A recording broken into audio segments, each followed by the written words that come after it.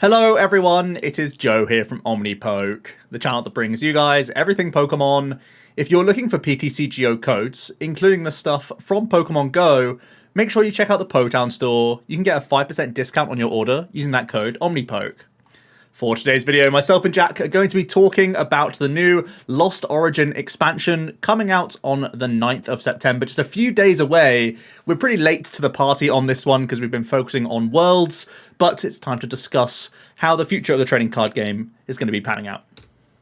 Yep, and as per usual, we've got the rating system from us as well as the community ratings. Feel free to pause here just to glean a bit of an insight. I'm sure a lot of people are familiar with it, but if you want to have a bit of an insight as to where these numbers come from, that's where we're kicking things off. So yeah, we have Erizu. We're going to start with the trainers as always.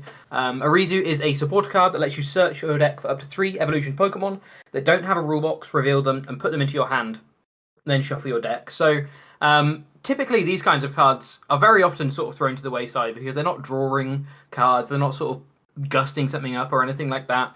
But there are instances of cards like these that actually do end up seeing play, and usually it's some kind of combined effect. Think Irida, which gets a water Pokemon plus an item, that kind of thing. Cards that get multiple cards are usually the ones that actually end up doing anything. And we actually think Erizu might be a little bit better than just bulk. If you compare it to exactly an Irida, Irida will often get sort of a Drizzile plus a Ball Search card or something like that. Access to multiple Inteleons or Drizzles, that kind of thing. Erizu can do exactly the same thing. It can grab Drizzile, Inteleon. It can just grab 3 Drizziles. It can grab, a lot of different options, especially for a deck a bit like the single prize Inteleon box decks that often revolve around Charizard, but sometimes have other attackers here and there. It could be a really, really nice one-up in those decks. I think it's going to struggle to take over the space of something like an Irida in Palkia decks, just because a lot of the time grabbing Palkia V or Vstar is still what you're going to be doing with Irida.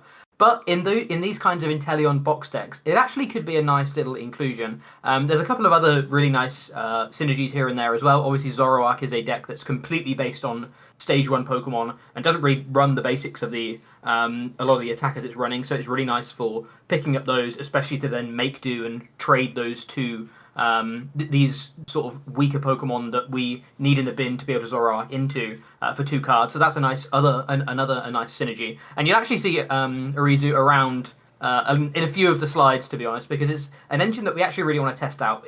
I don't think either of us think it's going to be sort of groundbreaking, but it's a nice one-off or here and there, especially in Drizzile decks, but even could be the backbone of some more interesting, maybe more niche, lower tier, but interesting engines for sort of non-rulebox Pokemon.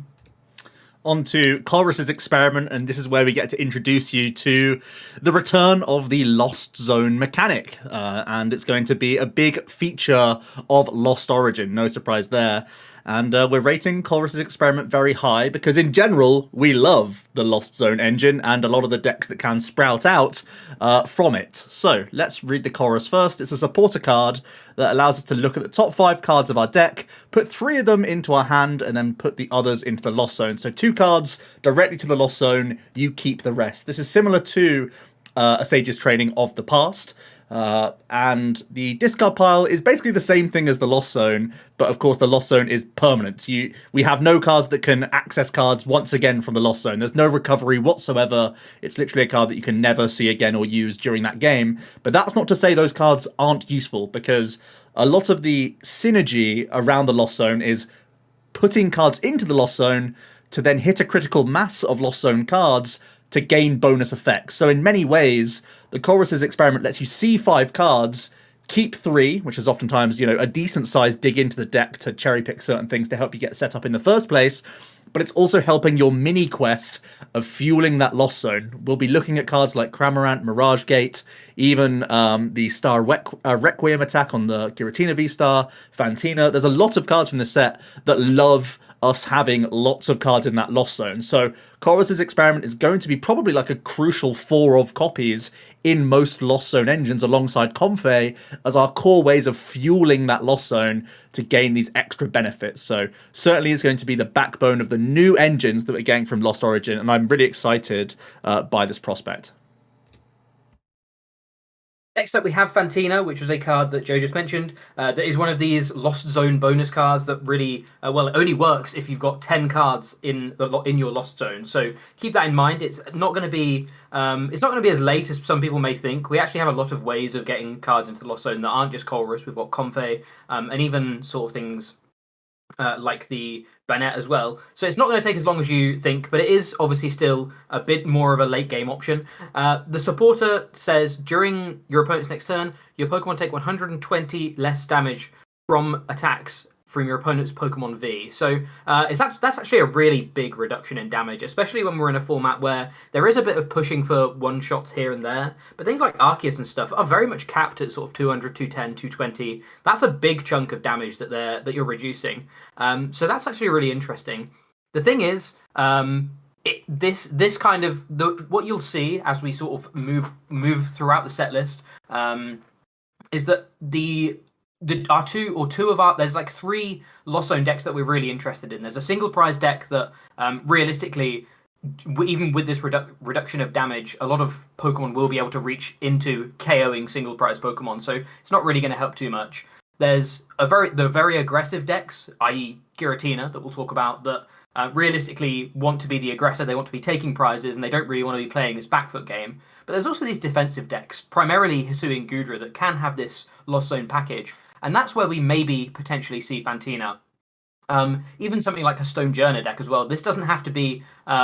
this Lost Zone engine could be included in current decks as well as these new archetypes coming out. But yeah, we feel like this kind of this kind of effect on a supporter obviously naturally plays into defensive decks anyway. And that's where it could see some interesting play. I think it turns out Gudra might already do enough in its Iron Rollout attack that you don't need to play things like Fantino, and actually you're going to need to be preparing to win the game a bit quicker than that. But a Stonejourner with a few Stone Energy, maybe a tool here and there, and a Fantina, this thing can get really, really big. And this could be like a really interesting way of creating some kind of wall deck, which realistically we've seen people sort of mess around with for a little while. But other than like Arc Duraludon, we haven't really had anything like that for a little while. So Fantina could be an interesting one. Obviously, we've mentioned how excited we are about the Lost Zone mechanic, and this is one of those payoff cards, but it's not really a particularly universal payoff card. So it's going to be one that just sees play here and there, and maybe pops in as a tech here and there based on sort of what numbers are people are hitting in the format at a time, and whether this is a really crucial breakpoint that you can weave in here and there. But in some of these more defensive archetypes, it definitely could see sort of play as a one-off, maybe a two-off, just to, again, further slow down the game and really try and get value out of some of these Pokemon. Next up, we have Iskcon. It's a supporter that allows you to draw 2. If your active Pokemon has Hisuian in its name, draw 2 more cards. So potential draw 4. There's a handful of cards from this set that have Hisuian in the name, like Gudra, etc. But even then, you could have other Pokemon in your active position helping you be engine-style cards. So it's not really a powerful effect in any case of the game. I'm actually spoiled right now for draw 3s that have big upsides. So there's very little reason to look at this card. Next up, we have Lady. Lady is a reprint from back in the Sun and Moon era. Lady lets you search your deck for up to 4 basic energy cards, reveal them, put them into your hand, then shuffle your deck. We already have great ways of searching a couple of interesting types. The one new archetype in this set that likes to flood the board with energy or have lots of energy in hand is Dugong, but we already have great energy search with Dugong anyway. And the way when we actually get to talking about Dugong on this Swim Freely deck, and then in the next couple of days and weeks where we show you the deck list, you'll see that there's going to be better supporters, better ways of drawing cards that you'll probably end up with net more than 4 basic energy in your hand anyway. So a lot of the decks that want to have access to these energy already have great access to them. We already have E-Search, which is often enough for some of these decks, especially when you start drawing cards with things like Greninja, discarding those energy to draw into more, things like that. Obviously, there's synergy there with things like the Metal Sorcerer and Dark Patch, but realistically, it's just too slow of an effect on a supporter to really justify it these days. Onto the Misfortune Sisters. It allows you to look at the top 5 cards of your opponent's deck and discard any number of item cards you find there, and they shuffle the remaining cards back into their deck. I think this is clearly going to be a card that sort of control players or stall players will have their eye on as a means of removing some crucial resources such as switch effects. I think decks like Durant, where you're trying to completely mill out the opponent aggressively, can sometimes buy time by trapping your opponent's stuff and making it difficult for them to launch any attacks at you whatsoever, so you have enough time to devour their deck. And the Misfortune Sisters could end up being a 1 or 2 of copy in those sorts of decks, because you can randomly hit those outs that the opponent is hoping that you don't mill, which then gives you license to just freely devour the remainder of their deck away. So it could be very interesting in that regard. There's also the Pokemon Go block Snorlax, which we haven't seen much of yet, but does have a very powerful effect in the game, and it may have just been lying in wait for an effect like this. My one sort of caveat with the Misfortune Sisters is that many of the Lost Zone engine decks that we get from this new set, thanks to a Comfey engine, will be playing a higher count of Switch and Rope and those sorts of cards, because it naturally works well with a Lost Zone engine where you want to have multiple dips of Comfey as early as possible. So I think Switch counts will be increasing from where they're at the moment in the format, but the Misfortune Sisters could be still a great way for you to have this little bit of extra active mill, because that's something that some of the control decks we've seen recently have lacked. They don't really have any mill potential at all. Looking at like Eldegoss loops and even like the Umbreon Cheryl deck, those sorts of things that we've seen come from Sander aren't really proactively milling. They're just trying to force the opponent to draw that through their deck the entire time.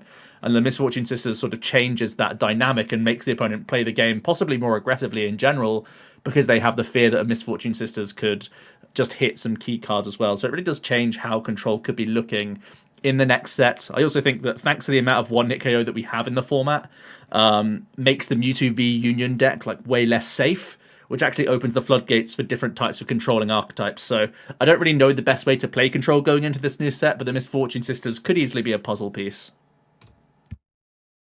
Next up, we have Riley. Riley is a pretty standard supporter card that actually mirrors the old rival card from the Diamond and Pearl era. Reveal the top 5 cards of your deck. Your opponent chooses 2 of them. You discard those 2 and put the remaining cards into your hand. So essentially, think of this as basically a Colress, but without the choice. Your opponent has the choice rather than you. Obviously, yes, you discard them instead of you lost owning them, but having the choice of 3 cards rather than your opponent choosing 2, like just comparing this to Chorus immediately, you can see this as a way worse effect. And if you if you see the lost zoning of the cards as so marginal as it actually is, when you think about a lot of cards aren't recoverable in a lot of instances in decks these days, that the lost zone and the discard pile are essentially the same thing. This is just the bad side of Riley. Your opponent gets to choose your Colress. So yeah, pretty bad overall. Onto Thornton, a very interesting supporter card that does hark back to an old Ninja Boy supporter card. It has the effect that says, choose a basic Pokemon in your discard pile and switch it with one of your Pokemon in play.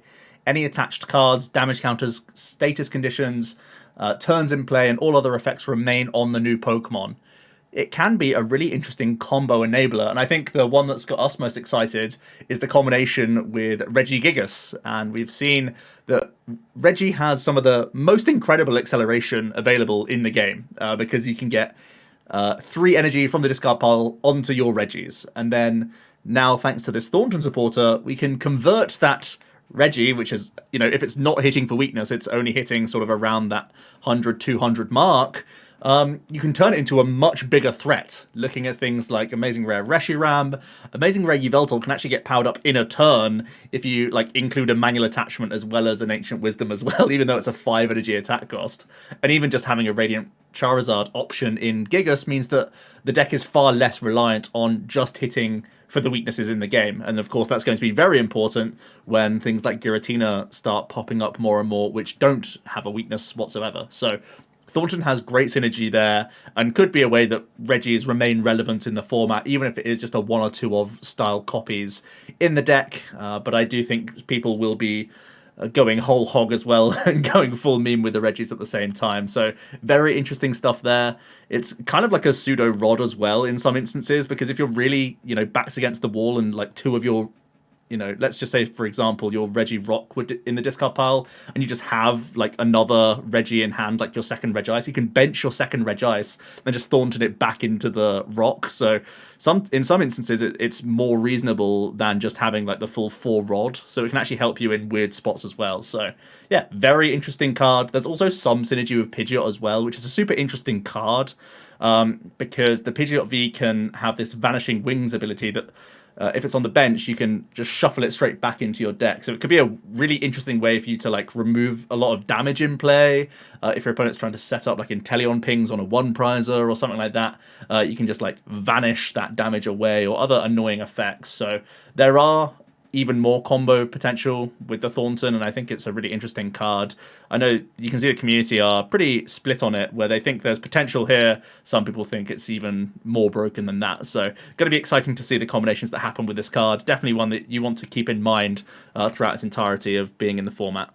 I think the other thing with the Thornton card as well is being able to keep your board at a one prize state, and then being able to Thornton into a V Pokemon and then immediately Vstar it. That's something that I think Dialga could really look at, to be honest, because obviously like old turbo lists played like Diancie and stuff, and we've moved away from Diancie, and a lot of lists are playing things like Cross Switcher and stuff anyway. But it could be really interesting to see, especially these decks like Dialga that need a load of energy, and they're sort of the thing that sort of breaks their back is getting bossed a bit too early or whatever. I think there is, like you say, there is huge potential for Thornton, not just with the Regis, but also with some of these evolving decks. But yeah, I think Regis actually seems like more than just a bit of a meme deck anymore. Right. It actually seems like it has a real package of different attackers it could play, which is really cool.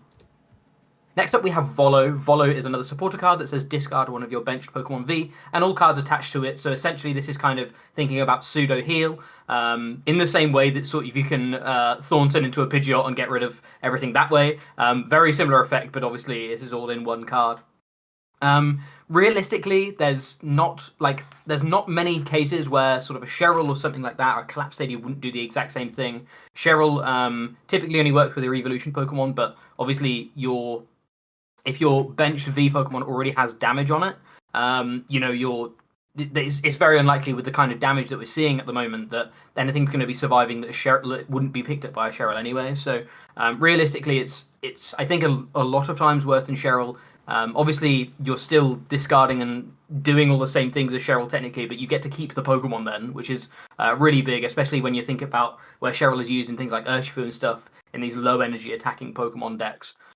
So yeah, it's a really weird card that, again, it seems like it has a really strong effect when you think about the kind of HP we have, and being able to just wipe off a turn of your opponent could be really interesting. But I think just realistically, it's not quick enough on a supporter card. We have supporters that do way more, and there's not going to be many instances where you need to discard you need to heal something off that has survived somehow, that isn't an evolved Pokemon anyway. So it's just all way too slow, and there's better healing effects, there's better damage reduction effects even in this set alone. So yeah, it's just a card that doesn't actually do as much, or it's not as practical in as many situations as it may seem. Onto the items now then. We start off with Arc Phone.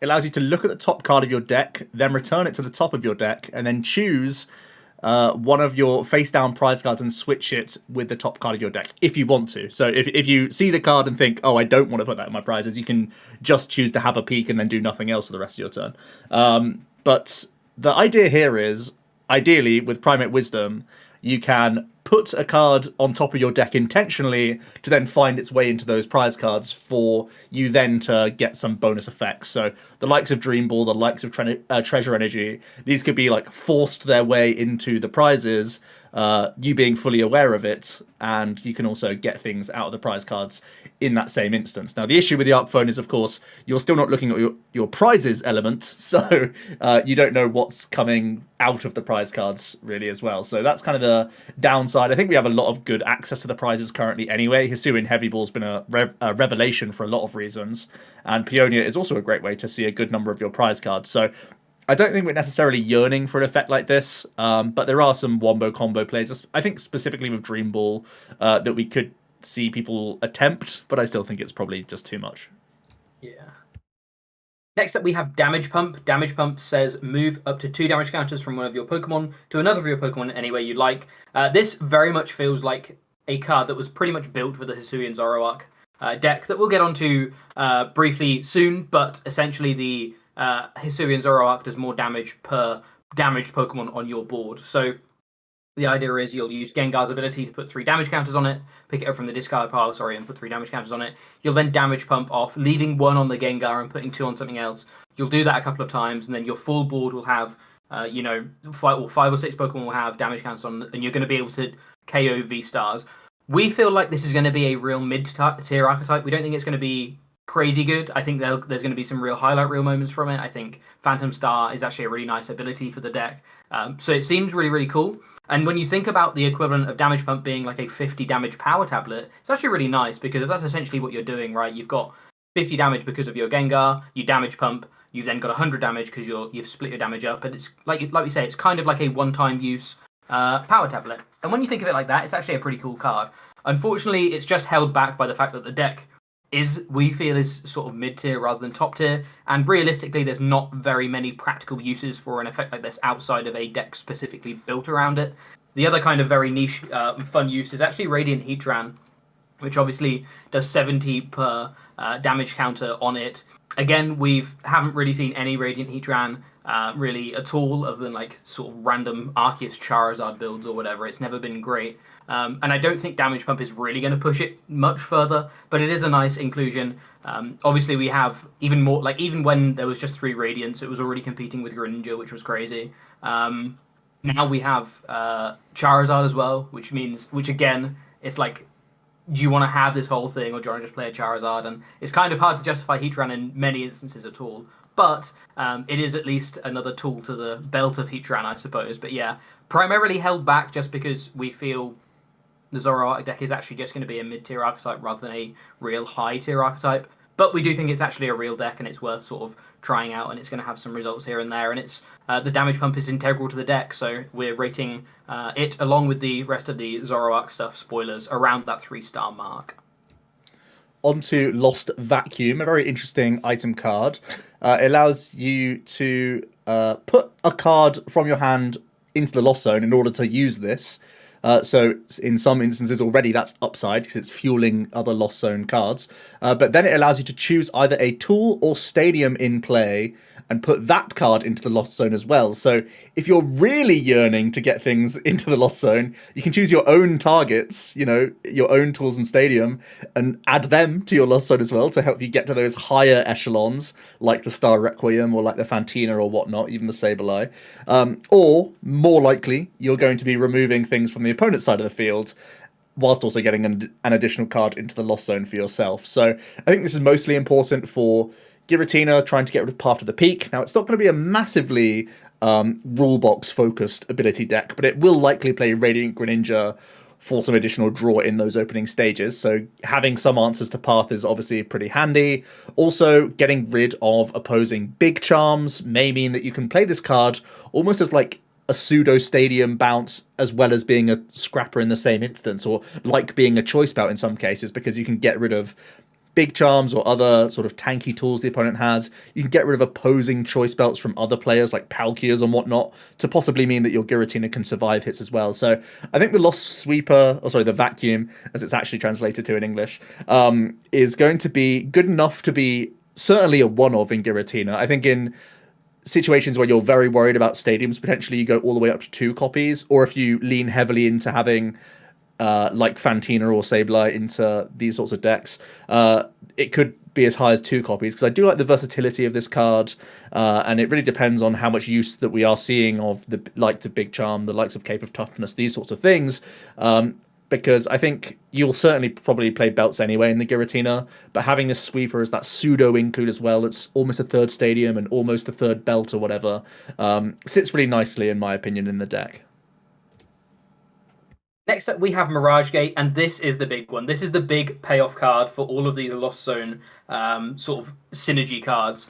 Mirage Gate is an item that you can only play if you have 7 or more cards in the Lost Zone. So obviously, very unlikely to be happening turn 2, and even in instances it may not even happen turn 1, and it may not happen turn 2. But I think there will be instances where you can be seeing Mirage Gate fired off on turn 2.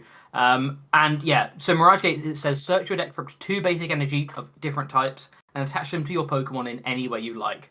So this harks back to B-String, which was essentially a very similar card on when you had 3 or 4 prizes for your Ultra Beasts.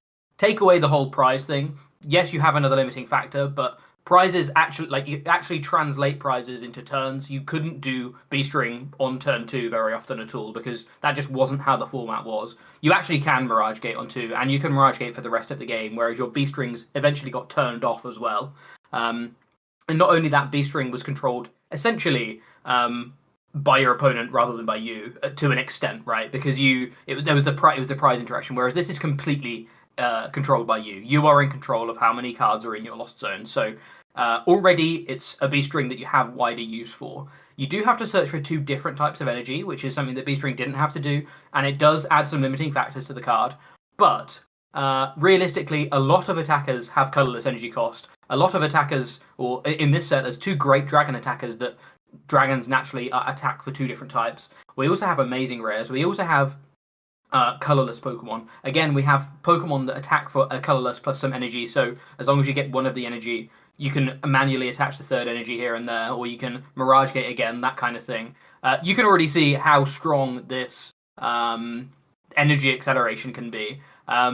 So yeah, this can sort of lead us in so many different directions, because the Comfey, which I haven't talked about yet, but essentially also accelerates the amount of cards into your Lost Zone whilst also drawing you cards as well. This Comfey, Colrus, Mirage Gate engine, we think realistically can go into a lot of different decks, because a lot of attackers, like we say, hit for colorless energy or hit for 2 energy or anything like that. And any deck that can kind of meet these conditions, basically any deck that doesn't attack for 3 of the same type of energy, can probably try and find this space for this Lost Zone package and see if this is a new way of accelerating to the attackers.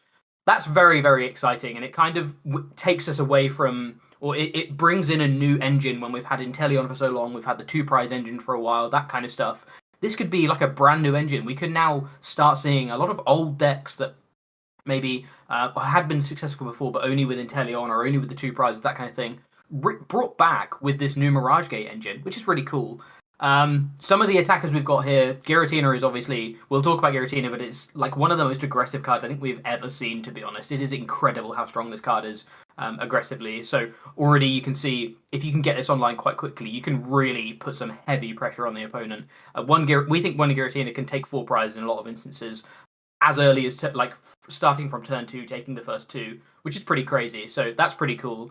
Gudra, I mentioned earlier on, being a really defensive mon, being able to attach to your defensive mon without having to use these draw supporters to find energy is really good for then using things like Fantino or Boss or any of these kind of stally or disruption kind of supporters instead. Some 1 prize options, obviously Reshi is one, the amazing rare Reshiram is one that immediately clicks to people's mind, because it has this really weird attack cost where you can actually mitigate a lot of that now, because you just need to have one of the 3 different types of energy, and then you can just Mirage Gate for the other 2, or you can even double Mirage Gate and find the 3rd or whatever. And obviously Reshiram can very easily trade up into these 2 prize Pokemon, which is pretty cool. Radiant Greninja is another interesting one as well. So many people we see in Palkia mirrors using Star Portal to attack with Radiant Greninja. Now you don't even need to play the Palkia anymore. You can just be playing a water deck, maybe even something like an Arc Intel. And if you play, instead of playing Arc Intel and you look towards Arceus with like this Comfey engine instead, you can be playing some waters, so you can still have a Melanie Synergy and that kind of stuff. But you can then find space for things like Greninja to be able to Mirage Gate onto them as well, which is really cool. And then finally, Snorlax is one that has actually been seeing a lot of play in Japan. I think a lot of people, this is a card that maybe a lot of people would just sort of look over, but 3 energy for 180, especially when it's all colorless, meaning it is splashable in pretty much every deck that plays Mirage Gate.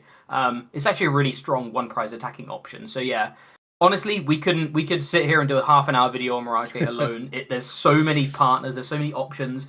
Just go out there and have fun and genuinely look at basically every single Pokemon that's been printed over the past couple of years, because there's probably a way to build it around Comfey and Mirage Gate and really get some cool acceleration going. So yeah, very, very strong cards. Scarily strong, to be honest, but I'm pretty excited to see what kooky decks we see come up with the Mirage Gate Comfey engine. Yeah, we've had Arceus binder drop, now it's just Mirage Gate binder drop. I think, like you said, it gives us so many options.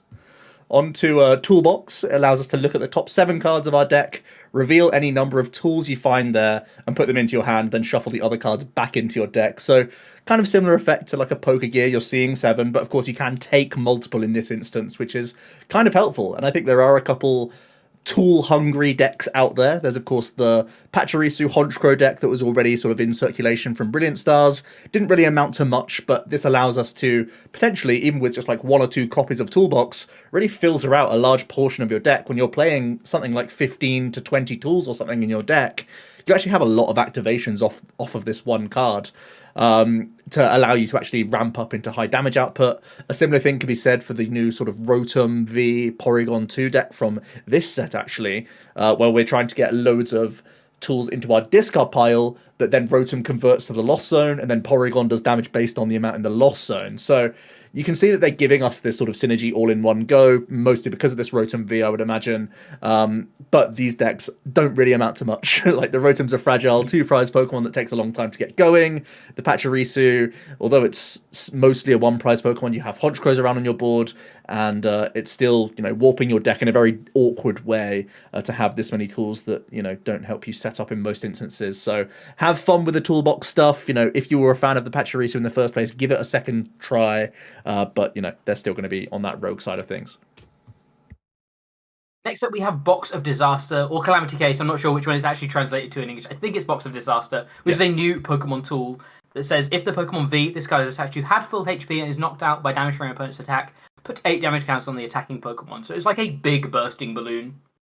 We should see niche play here and there. I think realistically, there's too many ways. We already have a new way in this set of being able to pick off this tool before it actually has any issues. There's also so many damage dealing effects like Zigzagoon and Teleon that are already really important for hitting the numbers you need anyway. It's not like people are going to have to waste quick shooting or whatever just to get around Calamity Case. They're already being used as math fixes anyway. But realistically, if you have to spend 1 turn just quick shooting and sort of spending an extra 20 damage to get around 80 damage on your end, you're just going to do it. These cards are too frequent and in too many decks to realistically have Calamity Case, I think, ever go off or ever actually have its effect popped. Sort of in the same way that Bursting Balloon did when there wasn't actually when you just took the damage sort of manually. So yeah, there's too many ways to get around the card, unfortunately. Onto Panic Mask. It's a tool that says, prevent all damage done to the Pokemon this tool is attached to by the attacks of your opponent's Pokemon with 40 or less remaining hit points. Now, it's pretty bad to leave your opponent's active on just shy of a KO in most instances, but this can be a way for those sort of mid-tier damage decks to have maybe somewhat of a chance. My sort of issue is 40 hit points is very similar to you just putting a belt on and using a Zig or using your own Inteleon to just take the prizes. And I think that's, like, firstly, my biggest issue. I think the dreamer in me makes me think that maybe we have a deck that has enough quick shooting and other damage counter placement shenanigans that you can try and almost stop the opponent from attacking with 2 things at once on their board, and then they have, like, 4, 5, or 6 energy just, like, on their board doing nothing because they're getting blocked by a Panic Mask. But yeah, I mean, just take the prizes. If you're going to do the, leave something on 40, just belt up and knock them out instead, I think. Next up, we have Windup Arm. Windup Arm is another tool that says the Pokemon this card is attached to can attack even if it is asleep or paralyzed. Realistically, there's super minor synergy here. There's not massive amounts of decks that are ever going to even use this. These 2 status conditions aren't really big in the format at all right now. There is a cool new Parasect in the set that we'll talk about in a little while that could be one of the build around one of these new or this kind of status condition archetype that we see like once every couple of years. That's just do damage based on how many special conditions you have. But realistically, it's all again very much sort of meme tier and never going to be groundbreaking, to be honest. Onto the stadiums then, we have Lake Acuity. It says, all Pokemon that have water or fighting energy attached take 20 less damage from opponent's Pokemon's attacks. Now, it is a passive stadium, you're hoping the opponent doesn't bounce it for you to get any value from this card whatsoever. But the good news is, water energy, we know, is very popular already with Palkia, and even Goodra is likely to be playing, well, it will be playing water energy as well. So there are a couple homes potentially for this card. Now, at the moment, Palkia is quite low on its stadium count. It's probably playing 1 court, sometimes the path, not even always. But this could be a potential alternate option for you to try and stay out of range, or at least force extra outs from opposing decks. We know that Giratina's great at hitting 280, so having this card, especially alongside the likes of a Roxanne in the mid to late game, could force them to have a Stadium Bounce or a Vacuum or a Belt or something like that to actually get over the line. Or in a mirror match situations, when you're trying to keep your bench size low, and like you're the one initiating a 2-hit KO on a Palkia, maybe you can put the Stadium in play and hope that the opponent can't response KO, especially if you put something like a Tool Jammer on yourself, something like that. You can force combinations out of people and make this Palkia stick on board that little bit longer, which I think is interesting. Now, the only sort of caveat is Palkia normally doesn't want to commit too much space to Stadiums, especially because we know Training Court is so good and has insane synergy with the deck already. Goodra, you would think, naturally would want to have this card because it's already leaning into tanking with this 80 reduction from its own rollout attack.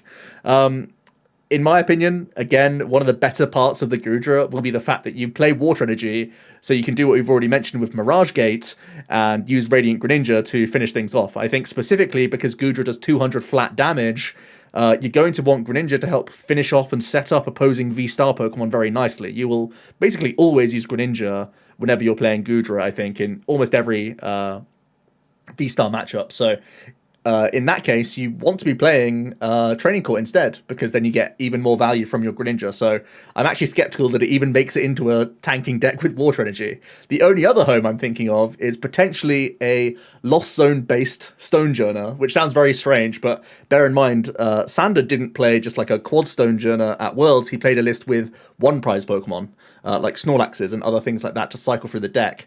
I'm foreseeing potentially a Stonejourner with this new Stadium, Radiant Gardevoir, and obviously a ton of Stone Energies, as well as the Comfey engine to allow you to Fantino throughout the game, and potentially be a new way that we see a Walling Stones list as well. So kind of intrigued there. I think at the moment it's all ifs, buts, and maybes, so we're giving it that sort of lower rating, even though we know there could be an outside chance it makes it into some higher tier stuff. I think it's outclassed currently.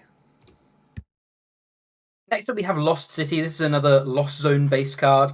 When a Pokemon is knocked out, put it into the Lost Zone instead of discarding it. The rest of the cards attached to that Pokemon go to the discard pile. So this immediately sort of shouts how to beat these kind of Radiant Zard decks that just play one Radiant Zard. They attack with Inteleon here and there to smooth things out, but realistically, they're at the heart of it just a one attacker deck. I think realistically, because there's other ways of dealing with these kinds of decks. It's not the best way. It's a nice way of being able to pop this in, though. It's a nice sort of splashable way. You don't have to play anything specific to be able to help beat these kinds of decks. I think this is the biggest use for the card, just trying to beat Radiant Zards. There's some other synergy when dealing with some of these other decks, like Regigigas as well, though. Like if they're just attacking with the Regirocks, the Regiices, or whatever. Just for example, you can get rid of both of their Regiices or get rid of both of their Elekis or whatever. Again, you're gonna need to maybe play a couple of these because this is gonna get bounced more often than not, and then you're gonna need to play this card and then take a knockout rather than playing it and being like, right, I'll grab this or I'll get the effect off of this, because your opponent will just bounce this. There's Stadiums in like every deck right now. There's a lot of good Stadiums we have in the format, to be honest. So people are going to be playing Stadiums, so this will get bounced. And I think that's why it's not really going to see massive play, but also the effect isn't actually that strong.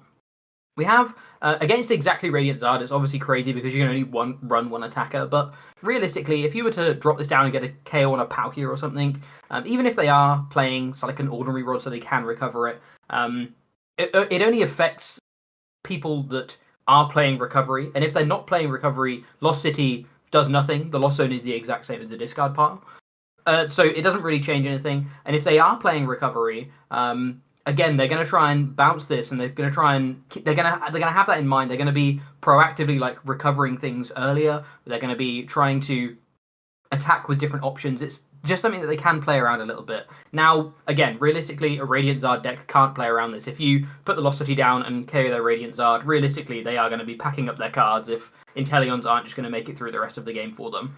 But outside of that, in general use, I think this just doesn't have enough impact for a lot of cases. Yeah, it also has the meme upside, of course. If the opponent doesn't bounce it and your own stuff gets KO'd, it helps you get towards those higher thresholds of Lost Zone stuff. But yeah, just a minor niche there as well. onto Gift Energy, one that I'm super excited about, actually. It's a colorless energy that says, if the Pokemon this card is attached to is knocked out by damage from your opponent's attack, draw until you have 7 cards in hand. Now, we know already we have a couple decks in the format that already have great reuse ability of special energy, and that would be Blissey with Blissful Blast, getting back this card over and over again, and Gigas, which can Wisdom back this card over and over again as your one of like colorless attachment. At the moment, Gigas oftentimes is playing a high capture count. Maybe slotting in a couple of Gift Energy makes a lot of sense here because you have a much safer means of protecting yourself against Roxanne and Marnie. I think, just having the Dragon Horde Regidrago isn't necessarily enough, but having a Gift Energy makes you feel a lot better about your situation, I think, in a lot of cases, especially because if the opponent wants to start like gusting around your main attacker, ideally the Gift Energy is on the one that's doing the most work, whether it's weakness or has the most effective attack at the time. So in general, just having this card proc is excellent for giving yourself a lot of protection against hand disruption. And I think it's far better than Lucky Egg, the sort of like half predecessor tool that we've seen, because obviously this energy doesn't compete with other tools. It allows you to still like belt up things like a Radiant Zard, and you can attach a Gift Energy and then use a Basin to get him going. And man, I would like, at the moment, I would love having a big barrel in my Zard Inteleon deck. But having like just 2 Gift Energy, yes, you may have to like Raihan to even hit them or whatever, or just naturally draw into them. But having that Gift Energy attached to one of your key attacking Pokemon as you get to the late game really just sort of checkmates the option where people will Roxanne you into that bad situation because they'll, have to Roxanne and knock out the active in most cases, unless they're weaving in a rope or something weird like that. So you just get a ton of value just straight out the gate. And I could even foresee this going into things like the Comfey Cramorant's one prize deck, where you don't necessarily need any energy in the deck anyway, but you can just play Gift Energy and then have, obviously, a tool space open for your other stuff. And Gift Energy provides retreating options for Comfey and whatnot, so it's a useful card to have in the deck, even when you're not getting the full effect. So it competes with Capture, which is my only worry. But everything else screams to me that this has a ton of potential, mostly for one prize decks, which I'm personally very hyped on actually from this set. There's a few things that have caught my eye, most notably the Cram one prize deck, but also Gigas. I think it has a ton of potential going forward, so very, very strong energy card. So this is the sort of summary. Feel free to pause if you wanted a quick summary, but yeah, this is everything we've chatted about so far. And now we are on to the V Pokemon, kicking things off with his Serbian Electrode V, which is a Grass-type 210 HP basic. It has 2 attacks. The first attack is really the only one we're going to be talking about too much. The Aggrieved Bomb attack does 100 damage for 0 energy, times the number of special conditions on Electrode. So this was that kind of Parasect combo that I mentioned earlier on. Parasect has the ability that when you evolve it, you can put your own Pokemon asleep to sleep and poison them. So that's 2 conditions, and then you can play the Spicy Seasoned Curry card to heal 40 damage from your active Pokemon, but then burn them as well. So that's 3 conditions. Attach a Mechanical Arm so you can attack through sleep, and all of a sudden you can then do 300 damage for 0 energy. That sounds brilliant. Realistically, is this ever going to be super consistent? I don't think so. It's doing great damage, but you need a lot of pieces for this to all go well. And even at the end of that, you're then putting yourself back down to 180, which is just going to be really easy for your opponent to take a response KO on. So I think realistically, it's just too much work for you to be too easily KO'd afterwards. Obviously, the conditions that you put your opponent, the special conditions that you put your opponent under, isn't really particularly good either, because you're knocking them out, so you can't even sort of rely on them staying asleep and living a turn or anything like that. So it's just all in all a bit too much. It's a really, really nice sort of combo, and it could be a fun one here and there, but we actually think there's a better special condition attacking deck in this that is kind of spawned from this set, and uses some old cards as well. So if you want to play special conditions, stay tuned, because we don't think this is the way to do it. On to Delphox V. It's a Fire-type basic with 210 hit points. It has 2 attacks. The first is Spooky Torch for a fire. Your opponent's active, it's now burned and confused. Can be a little bit annoying here and there, especially if you're not, or if they've already evolved or something like that, to try and give yourself a little bit of panic time in some situations. But really, it's about the magical fire attack here for 2 fire and 1 colorless. You deal 120 damage. You put 2 of your energies attached to Delphox into the Lost Zone, and then you can do 120 damage as a snipe to one of their bench. So It's not as flexible as an Urshifu. It's much more similar to the amazing rare Raikou, where you're forced to hit 120 into the active, but you can also set things up, either take a 1-prize knockout or set up a 2 or 3 prizer in the back as well. Fire typing isn't necessarily that great right now, and this is clearly screaming towards having a Mirage Gate engine so that you can firstly accelerate those fires, because this has a high energy attack cost, but also you're going to be fueling your discard pile at the same, your lost zone at the same time with these energy removals. And I think honestly, we just have better 1-prize options that can do the same thing. Like, you could just gate onto a Raikou instead, for example, or more likely, we're going to have a splash of water energy in some of these decks, and you can try and gate to your Greninja, because Greninja is just such an exceptional card anyway. Why not just do the 90-90, which in many cases does the job already? So why use a 2-prizer when you could do the same thing with a 1-prizer, and oftentimes have less of a downside to Magical Fire? Next up, we have Kyurem V and Vmax. This is actually the one and only Vmax in the set, and it's actually a pretty interesting one. The V has 220 HP, and it has the instant freeze attack for 1 water that says attach any number of water energy cards from your hands to your Pokemon in any way you like. A nice little attack, just to be able to, 1, thin out the hand, which is pretty cool, but 2, again, just get some decent acceleration. And then it's got Frost Smash for 3 energy that does 140. The Vmax, however, is where the card really shines. It's got a 330 HP and the Ice World ability that says once during a turn you may discard the top card of your deck. If there's a water energy attached to one of your Pokemon, so think about combining this with Oranguru and some buckets, and you can actually guarantee an extra attachment, or even 2 if you've got a couple of Vmaxes out every turn, which is really nice. We've seen these kind of effects. They were a little bit better. Obviously, this effect, though the card in general is actually very comparable to Mycargo GX, which was its own deck as well as just being an attacker in Mewtwo. It actually was its own deck that popped up right towards the end, or right towards the lockdown. So it's actually a real deck here and there, and that had way better ways of stacking the top card because it had another Mycargo that could do that. But we have Guru to be able to help out in this instance. And even just 1 energy attachment here and there. We have Melanie as well. You can actually get a Max Frost going in 1 turn from nothing with the combination of Melanie plus Ice World plus attachment, which is pretty cool. Max Frost for 3 energy does 120 damage, and you discard any number of water energy from this Pokemon, it does 50 more for each energy card discarded in this way. So immediately this card is very, very comparable to Ice Rider.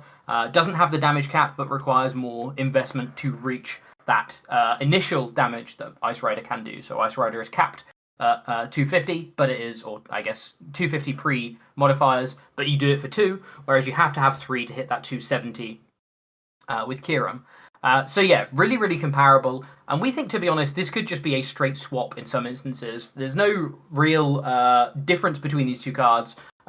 In a lot of instances, you've got a bit more acceleration with Kyurem, which is nice. You lose the Ride of the High King attack, which is really nice against 1-prize decks because Ice Rider was just so big, you could just sort of tear through 1-prizers. But realistically, Max Frost is going to be getting there. And then even against things like Inteleon and stuff, you can just be discarding 1 energy and still have a really big Pokemon. So yeah, really, really interesting sort of potential to swap between Ice Rider and Kyurem. The biggest thing for us is we're just still not convinced that Ice Rider is realistically the best way to be playing Palkia right now anyway. I think it's very much been decreed that it isn't, that it has some real high roll potential, but in general it's not as consistent, so it kind of depends on sort of the player you are as to whether you want to be going for these bigger swing turns or whether you just want to stick with the consistency of like a more bog sort of straightforward Palkia list. But I think Kyurem is probably all in all an upgrade on Ice Rider in a lot of instances, which is really nice. The other really cool synergy that you have with the Ice World ability is just being able to thin your hand down. If you don't need the additional energy attachments from Ice World, you can pop something like a Battle VIP Pass that some of these Palkia lists play. You can pop it to the top after turn 1 with Guru. You can draw yourself a card technically as well, and then you get to Ice World and discard the Battle VIP Pass. So things like Marnie and Roxanne in the late game may be a little bit less crippling. So that's a nice additional sort of bonus of that. I think overall the card is really interesting. I think it actually has hit some pretty nice numbers, and being unlimited on damage cap means that you don't need to worry about combining it with a tool or pings or anything like that. You can just invest in extra energy card, which you're going to be playing a lot of anyway because of Star Portal, because of Greninja. Again, just naturally having synergy with Palkia is great anyway. But it's just whether you want to invest in another Stage 1 Pokemon into this deck that, again, gives up 3 prizes. Dialga, I think, actually has improved over the sort of period of Astral Radiance and Pokemon Go. It initially sort of started as like a bit of a meme, but especially Evonoff's list looks to be pretty concrete in terms of it being potentially even like a high top 10 deck. So there are worries and there are things that you need to be a bit more concerned about playing a 3-prize Pokemon with what could be sort of a fairly relevant weakness.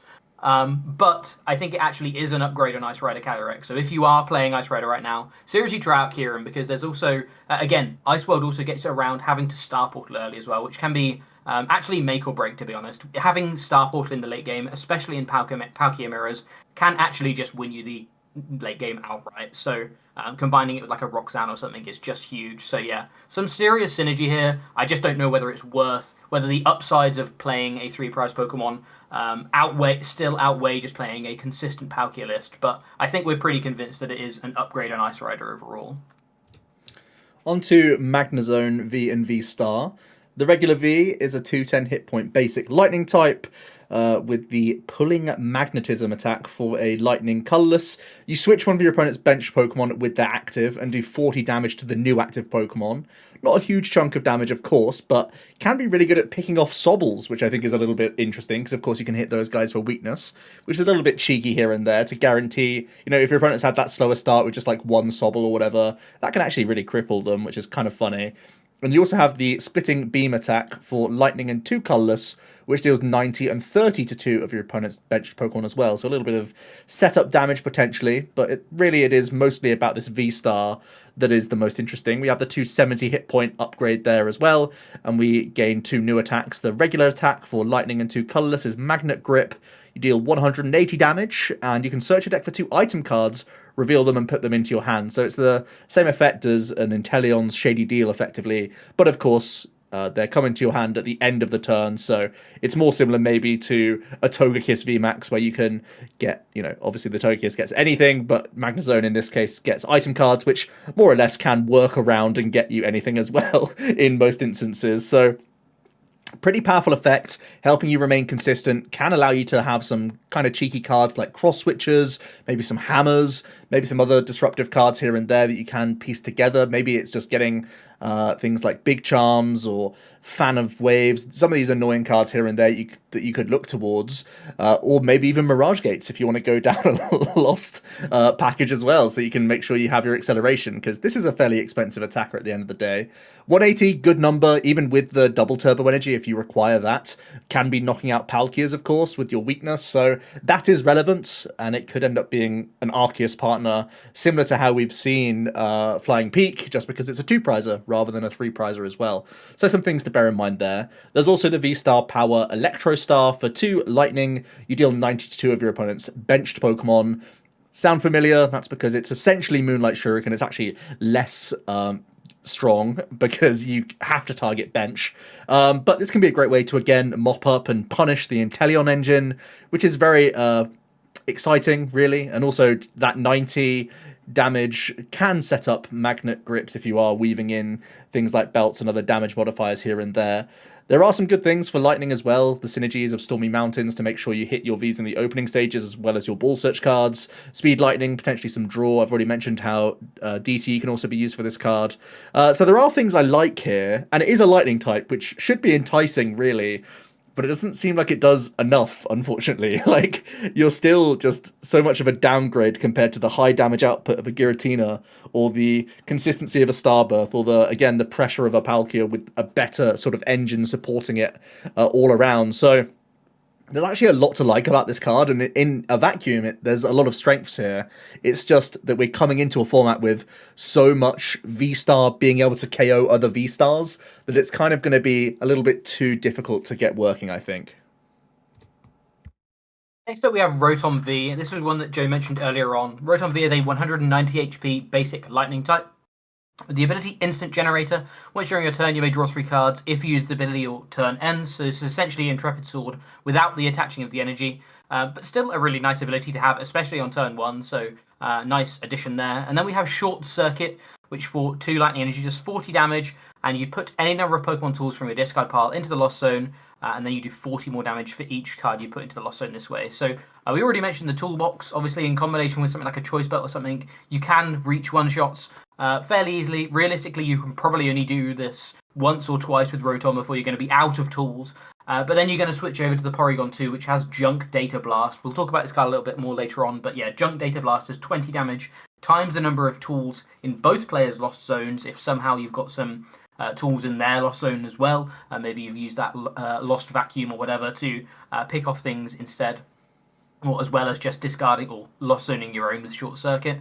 Again, in general, it's one of these niche attackers, these niche sort of forced archetypes that they try and give us in each set, and we don't think it's going to be strong enough overall. But I think Toolbox actually at least does push the deck to, sort of not complete meme territories. You can at least have some pretty fun stuff here, but Rotom is just way too weak to realistically win any prize trades. The only prize trade I feel like it's getting close to winning is something like a Palkia, but even then, Greninja can just bully things like the Porygons and stuff, so it's just all a bit too gross overall. So yeah, they try and push these archetypes every set, and whilst they always look great and fun on paper, unfortunately a lot of these almost fall by the wayside, and I think there's no difference here. Onto Enamorous V. It's a Psychic type basic with 210 hit points. It has the Guardian of Love ability. As long as this is your active Pokemon, prevent all effects of your opponent's Pokemon's abilities done to your Pokemon with any psychic energy attached, except other Enamorous Vs. And it has the Booming Tail attack for Psychic and 2 colorless. You deal 100, and you can attach 2 basic energy from your discard pile to your Pokemon in any way that you like. And I think that's already the issue here. If you have to be in the active position, you need to have a good attack. And 3 energy just to do a flat 100, even with acceleration from the discard pile, it's not really enough. And why would you even want this in the active? Because we're not really worried about too many abilities from our opponent's Pokemon anyway. We know that Fusion Strike energy is really good in Mew, but it's for basically every other reason that it's good than the fact that it can protect against abilities. Like, that's kind of the cream on top of Fusion Strike energy. It's mostly just that it can be accelerated from the deck. So yeah, why would you want this fragile 2-prizer in the active position for basically no benefits and a little bit of acceleration, but you've already committed all your energies to this when it could be committed to much better things? Next up, we have Aerodactyl Vstar. Aerodactyl V is a 210 HP fighting type basic Pokemon with Bite as its first attack for 2 energy that does 40, and then Rock Crush, which for 3 energy does 120. You discard an energy from your opponent's active Pokemon. That attack's actually not terrible, to be honest. It's actually a pretty nice addition to, or being able to just discard an energy, not limited to special energy, is actually pretty cool. But realistically, you're going to be playing the V-Star, 260 HP, fighting type that has Lost Dive is its main attack, 240 damage, and for 3 energy, and you put the top 3 cards of your deck into the Lost Zone. So essentially this is just overtuned damage, but with downside. I think realistically 240, whilst is a good number, I think you're going to need to be doing a little bit more here, especially when you have downside, when you compare it to something like a Lucario or a Hisuian Decidueye, which Lucario, at least, it isn't really downside, it's just conditional. And Hisuian Decidueye is like a mix of downside and conditional, but is way more manageable than just lost zoning 3 cards, which actually can be pretty annoying when they're 3 random cards. Obviously, Colress lost zones cards as well, but you get to pick what you're lost zoning. This could quite easily, you could quite easily Aerodactyl, lost zone your other 2 V-Stars, and all of a sudden you're really, really struggling to be able to attack for the rest of the game. So because the cards are random, it's really awkward, and because the damage is like just a little bit short, I think if this is 250, you could at least Choice Belt into 280, and that would be pretty interesting. But having to Choice Belt plus ping and do all of these additional things that you have to think about, you can't play double turbo because that's going to be reducing your damage, that kind of stuff. It's just all too much to then also have on top. All of these different combo pieces that you might need, you could end up lost zoning anyway, so it's a bit awkward. Ancient Star is the V-Star power, which is really interesting, to be honest. For one colorless energy, as long as this Pokemon is in play, it gains the ability with the effect your opponent's Pokemon V in play, excluding any Aerodactyl V-Star, have no abilities. So essentially, while this Aerodactyl V is in play, you become a one-sided path to the peak, which is pretty interesting. I think realistically, it's not worth running this, and it's not worth spending. If we're not playing the card for the attack, it's not worth investing in this just to have that kind of on the board one-sided path to peak at all times. Just because there are so many other good ancient V-Star powers, I think in a lot of instances, or there's a lot of rhetoric thinking about, if you're going to do something, don't do something to try and slow your opponent down. Just do something broken, like finding the exact 2 cards you need, or getting a load of energy acceleration, or guaranteeing a knockout, or anything like that, rather than just doing something that may or may not actually have any kind of effect. This just a couple of things that obviously this kind of effect raises a lot of questions. It has to this specific Aerodactyl V-Star, so it's not like each of your Aerodactyl V-Star have the ability or anything like that, so you can't even sort of get around it in that way. And I think they've have also officially ruled that even though typically, obviously going in and out of the active effects, reset effects like this, I think they have actually ruled that this doesn't affect, as long as it's on the board, no matter where it is, it's still considered disability. So it's like the best way they could have made this, but realistically it's just not worth the investment. And we already have some great fighting types in the format, to be honest. Lucario and Decidueye, I think, are already way better than this. And also, realistically, we expect Arceus to actually be taking a little bit of a dip in popularity, just because Giratina actually does so much damage. It doesn't need to worry about hitting for weakness, which means there's going to be a bit less Arceus. So the fighting typing is also way less relevant as well, we think. So whilst it's a actually a really strong ability, one-sided path to the peak is pretty crazy. I don't think it's worth ever investing into this, and I think there's so many good V-Star powers out there that you should just be doing something broken rather than stopping your opponent from doing something broken. Because the other thing is, if you're going second with this, they can just use their V-Star power on turn 2, and all of a sudden, realistically, that's the kind of thing you want to be stopping with Ancient Star, and you don't even get to do that. You maybe stop a Crobat here or a Luminion there, but realistically, there'll be instances where after turn 2, this would never do anything anyway. So yeah, it's a real shame because I feel like it's been a while since we've seen a cool Aerodactyl. And this one is really cool, but just not good enough overall. We also have Gallade V. It's a basic fighting type Pokemon with 220 hit points.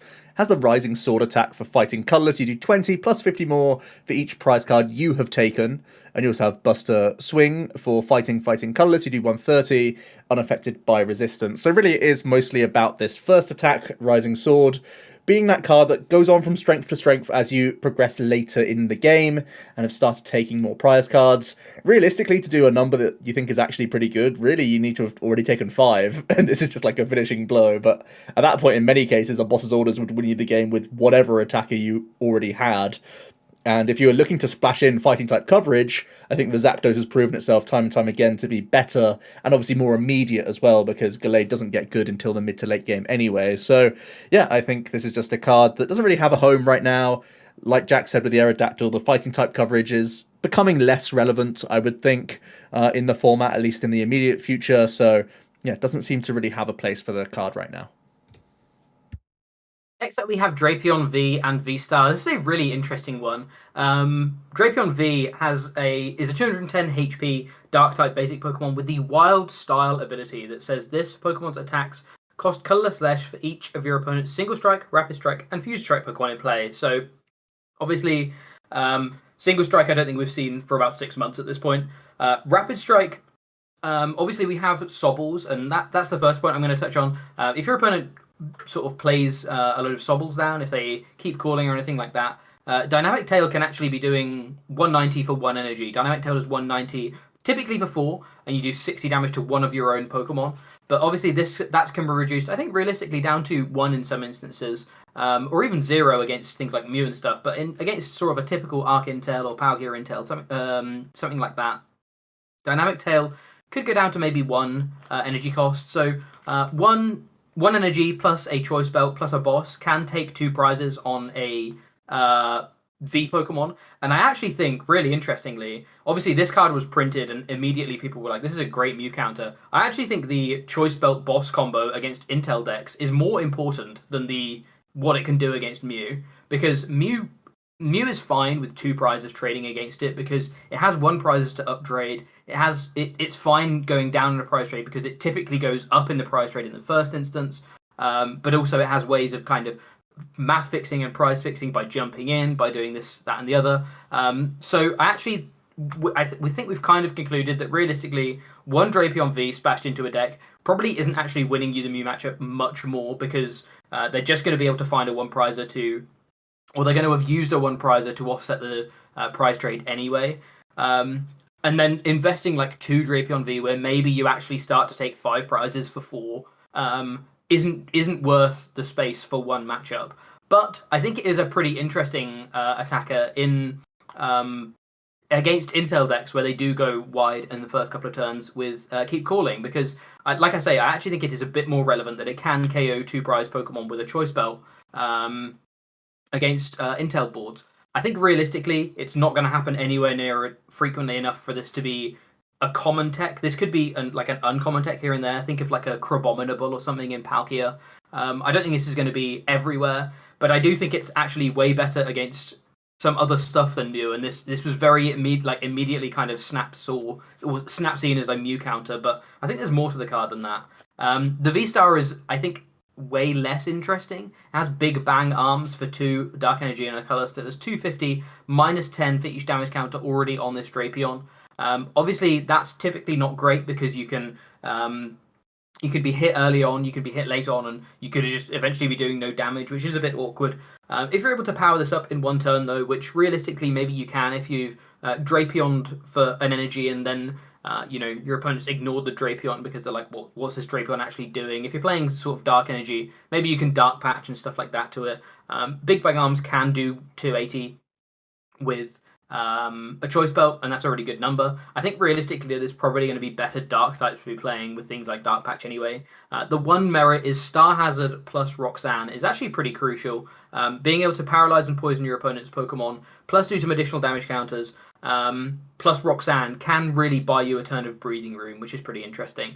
I don't think this is all a lot of bit part nice things that I don't think make a real deck overall. But the card is actually pretty interesting and worth playing around with. But I think there's better Dark types overall than the V-Star. The V is a little bit more interesting, but I still don't think it's going to see massive play here and there. Again, I feel like it's going to be one of these techs that comes in as and when that people particularly like if they really like it, but it's not going to be crucial. But it is worth noting that, the 220 damage with a belt to something like an Arceus or a Palkia could be pretty relevant overall, to be honest. Coming on to Galarian Berserker V then, we have a 200 hit point metal type basic that has 2 attacks. The first is Feelin' Fine, allows you to draw 3 cards for 1 colourless, and then Treasure Rush for metal colourless. You do 20 times the number of cards in your hand. So we're trying to grow that big old hand size and show the opponent a huge number of cards to dish out big damage. We have Milotic, which can protect ourselves from supporters, from shuffling our hand back in, the likes of Roxanne of Marnie, of course, so that ideally we just keep going and going and going with +1s here and there from concealed cards, using Crobats and Golbats and Nets and Crobats and Golbats to go crazy, to really be doing a huge amount of damage. The issue with this card is it's too slow. In the opening stages, you need to play cards out of your hand to get this going. You need to find Berserkers, find your Zubats, find your Radiant Greninja, use, turn attachment from hand, sources, this, that, and the other. So your initial Berserker may not be doing much for a while, and it's similar to the likes of the Hisuian Electrode in this set, where you're just jumping through too many hoops that you end up losing because your tempo isn't high enough, and you've just fallen too far behind in a prize race for the most part. But fun deck, definitely some ladder shenanigans to be had here, and I want to see some big treasure rushes. Next up, we have Hisuian Gudra V-Star. Hisuian Gudra is kind of like the defensive version of Giratina that we'll talk about shortly. Gudra is, the basic is a 220 HP Dragon type that has the Toppling Goo attack for 60 damage for a Water and Metal Energy, so a bit of an awkward cost, especially in the early game. It's not great, but keep in mind that I think the sort of the Lost Zone engine is one of the better ways to play Goodra. Yeah, 60 damage, and your opponent switches their active Pokemon with one of their bench Pokemon. Can be pretty annoying, especially in the late game when they've started to use a lot of these switching outs. But as Joe mentioned earlier on, I think switching outs are going to be going up typically in decks, so probably not going to be quite as impactful as it has been in past formats. And then Shell Rollout does 140 for an additional colorless, and you reduce 30 next turn, which is very, very in theme of this card because the Vstar has Iron Rollout. It's a 270 HP Dragon type and has Iron Rollout for the same cost, that Water Metal colorless, that does 200 damage and reduces 80 next turn, which is actually pretty relevant, especially given that these reduction style attacks obviously get exponentially better if the opponent lives, and having 270 HP plus reducing 80 plus not having a weakness basically means that this Hisuian Goodra probably is living an attack, and then is going to be, you're then reducing 160 across 2 turns, which is also really nice, and you can then start to factor in healing and this, that, and the other. So this thing is pretty tanky. On top of that, you've got the Moisture Star, Vstar Power, which is an ability that says during your turn, you may heal all damage from this Pokemon. So again, just more of these stalling strategies where you're able to take a hit, obviously live it because you've Iron Rollouted, Moisture Star, heal it all off, and then Iron Rollout again and take 2 prizes, or set up another 2 prizer, as Jay mentioned, for then that Radiant Greninja to clean up 4 prizes later on, and you just have to find a way of taking another 2, which Iron Rollout already does 200 damage, which is a really nice baseline to be doing. That means you can be playing a couple of ways of trying to modify that damage to get a KO, or something like horns or anything like that, to be able to just clean up those last 2 prizes. Obviously, we've got things like Fantino as well to really, really try and make this as tanky as possible. I think, like we mentioned, Fantino is probably going to be between a 0 and 2 of, depending on how you build the deck.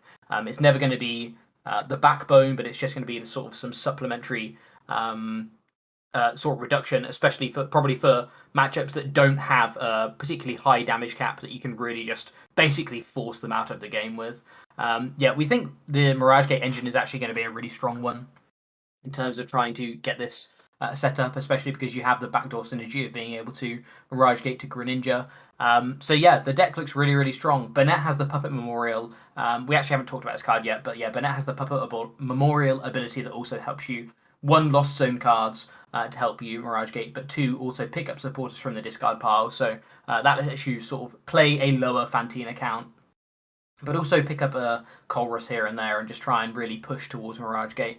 I think the thing that scares me a little bit about this deck is just its early game. How quickly can you get into the Mirage Gate, and is there much you can be doing outside of Mirage Gate? But we haven't talked about Cramorant yet, which Joe has mentioned a couple of times, which is a very, very strong attacker.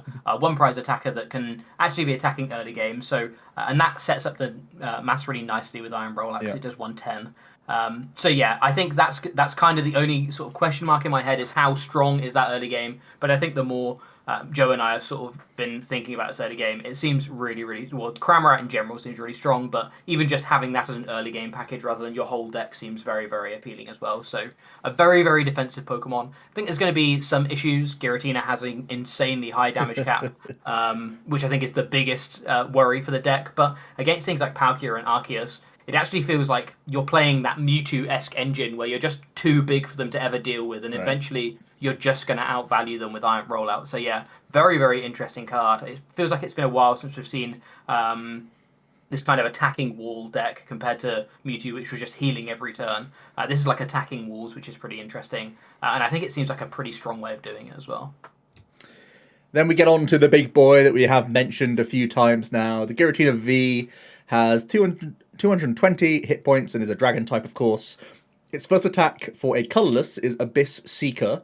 You can look at the top 4 cards of your deck, then put 2 of them into your hand, put the others into the Lost Zone. It can be an option for you if you feel safe enough to leave your Giratina in the active, just to start fueling that Lost Zone, which is always appealing. And then you do have this big Shred attack for Grass Psychic Colourless. You deal 160 and go through all effects. So already, Giratina having inbuilt Shred, similar to how we've seen Mew Vmax with inbuilt Shred, means that the deck can immediately just not have to worry about a ton of annoying walling mons just straight out the gate. So that's already just a fantastic point on this Giratina. And then we move over to the Vstar, 280 hit points, still that dragon typing.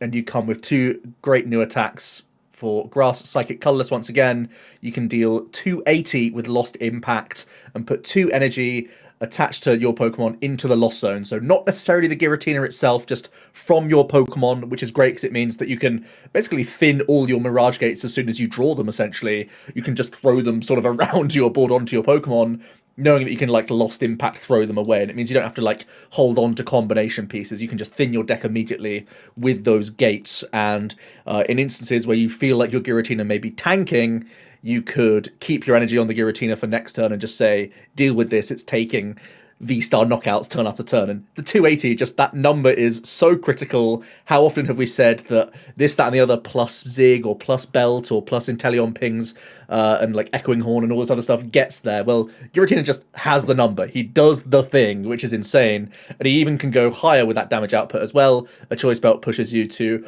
that 310 of a Mew, of course. So incredible card.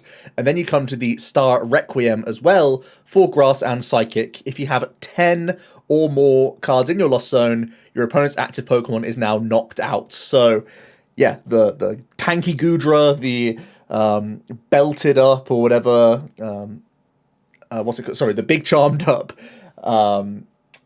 Oh man, what's the guy called? Duraludon or Stonejourner? You know, no matter how big it is, maybe a Mewtwo V Union, doesn't matter. It's wiped off the board. It is out of there.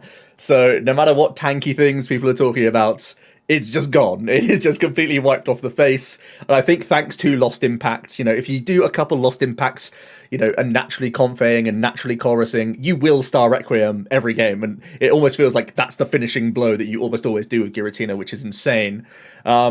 It is a little bit awkward that, of course, you are lost zoning your energy, so you do have to be a little bit careful resource-wise, especially because you're weaving in these Comfeys and choruses throughout. But I think the good news is when you are up against, like, 1 prizes instead, you could be attacking with some of your other stuff. You have the Cramorant that you can use very easily for just 4 cards in your Lost Zone. It attacks for free, which is excellent. You naturally play Psychic Energy in your Giratina deck, so you can try the Sableye out.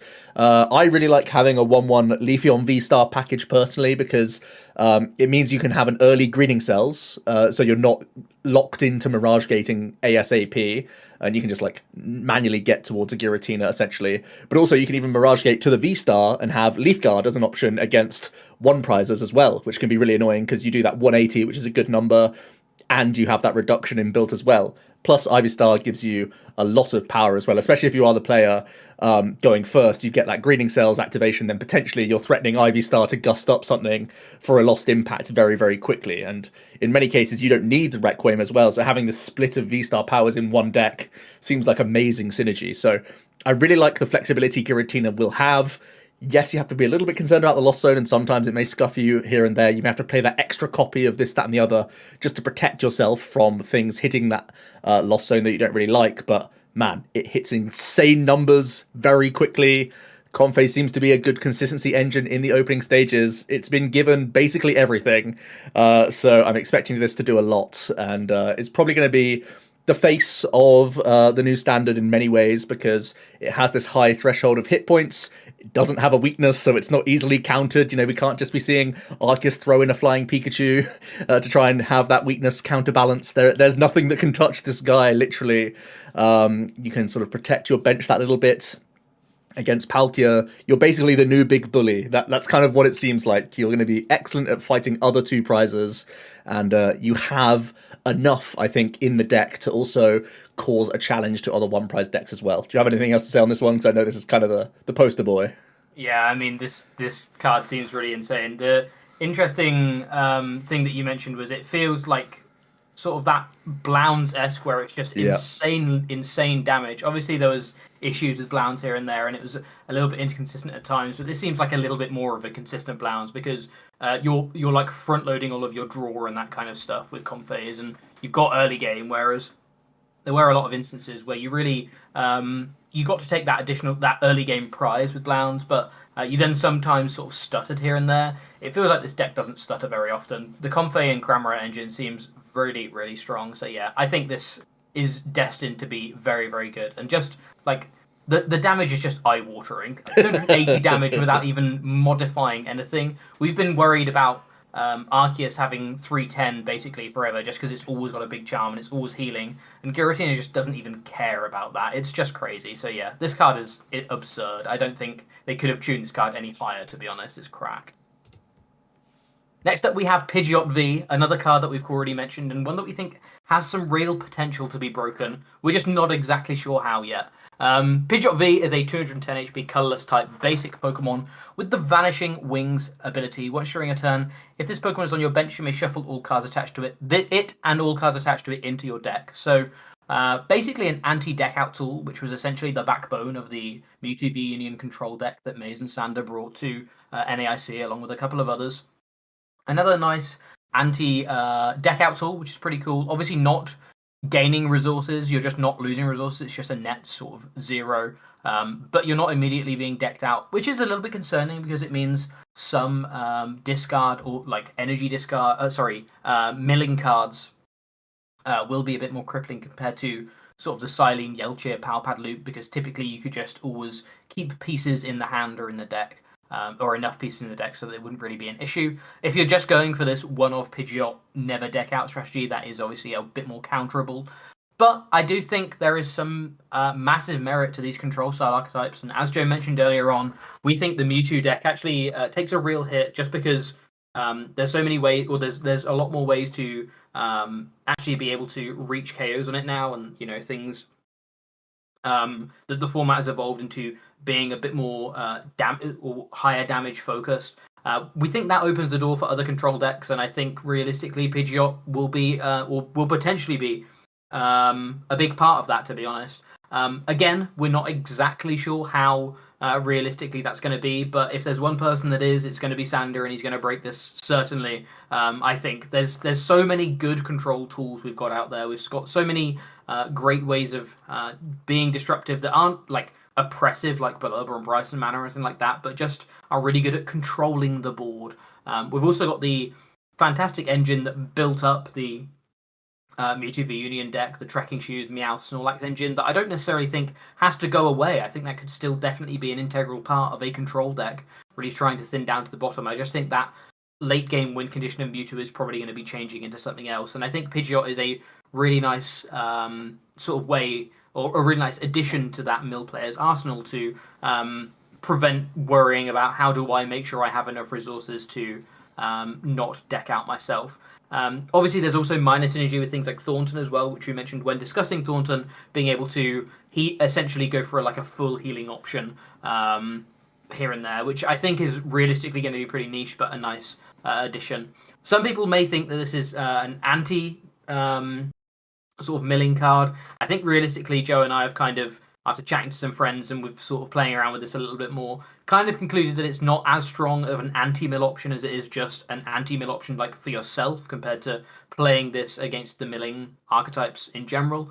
But either way, I think this card definitely is there to be broken. I'm just not sure exactly how it's going to be, but I think the ability of just not being able to deck out, which is just such a fundamental part of the game. It's the same with Skyfield. Skyfield seems like a really null and void effect, just being able to have more basic Pokemon. What does that matter? But look at what chaos that ensued. It was just crazy. And this kind of effect, whilst isn't as strong as that, I still think is actually really, really pivotal to. It breaks a rule, breaks a natural rule of the game, and these are the kind of cards that typically do well. So yeah, I think it's not going to be in everything. It's not going to be a hugely impactful card, but I do think it's going to be. I do think it has the potential to be an integral piece of however Control looks going into the Lost Origin format. Yeah, when Control doesn't have to worry about its own deck out, it can do a rinse and repeat attack, whether it's like a corner attack or using a block lax or using any resource recovery cards that go to hand rather than back into the deck. You can just constantly do that without any fear because Pidgeot allows you to do it. So yeah, there's so many ways you can be infinite now with just one card included. It's insanely efficient for Control. Onto Hisuian Zoroark Vstar, one that we have already alluded to when talking about the damage pump. The Zoroark V has 210 hit points and is a colorless type. You have the Holo Swap attack for 0 energy. You can do 30 and switch this Pokemon with one of your benched. Actually a pretty handy option here, because that little 30 poke can oftentimes set up an easier way for you to KO V-Stars or even V-Maxes later down the line. And because it's a 0 energy attack, you could just like yeet into like a Diancie and try and protect yourself from a 2-prize KO as well. So I think that's a nice little like one-of include you can have into your Zoroark deck. I've already seen a number of Japanese lists play one copy of Empoleon even as well, so you can just swap your way into an Empoleon and lock down Comphase, lock down Crams, that sort of thing. So you can throw a headache into the active, which I think is also actually a little bit of nice synergy with the Zoro V here. You also have the Shadow Cyclone attack for 3 colors. You do 130, and you can move an energy from this to one of your bench. It's not blowing me away. You're really in a bad spot if you have to use that attack. But the V-Star has a lot to like as well. 270 hit points is kind of on that lower end, but you do have the Baneful Curse attack for 2 colorless. You do 50 times the number of your Pokemon that have any damage counters on them. That can include your active, of course. So your maximum damage output is 300, thanks to all 6 of your guys having damage counters on them.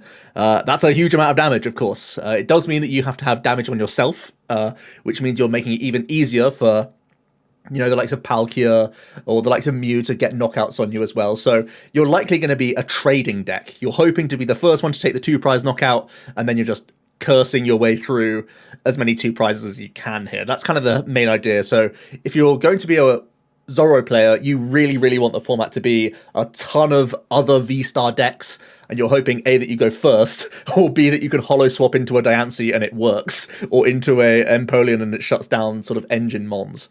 You do have your own Phantom Star V-Star power, which really helps the consistency of this deck, which would otherwise be a huge headache for me because you're playing random cards like Gatejaw Bog and Damage Pump to get your damage in play in the first place. But the Phantom Star allows you to discard your hand and draw 7. It's a free research, so on turn 2, you could potentially see 14 cards by playing a research and using Phantom Star just to get stuff going. And yeah, you actually like having discard synergy a little bit as well, because Gengar from this set is a great way to get damage into play. It pulls itself out of the discard pile, gives itself 3 counters as well.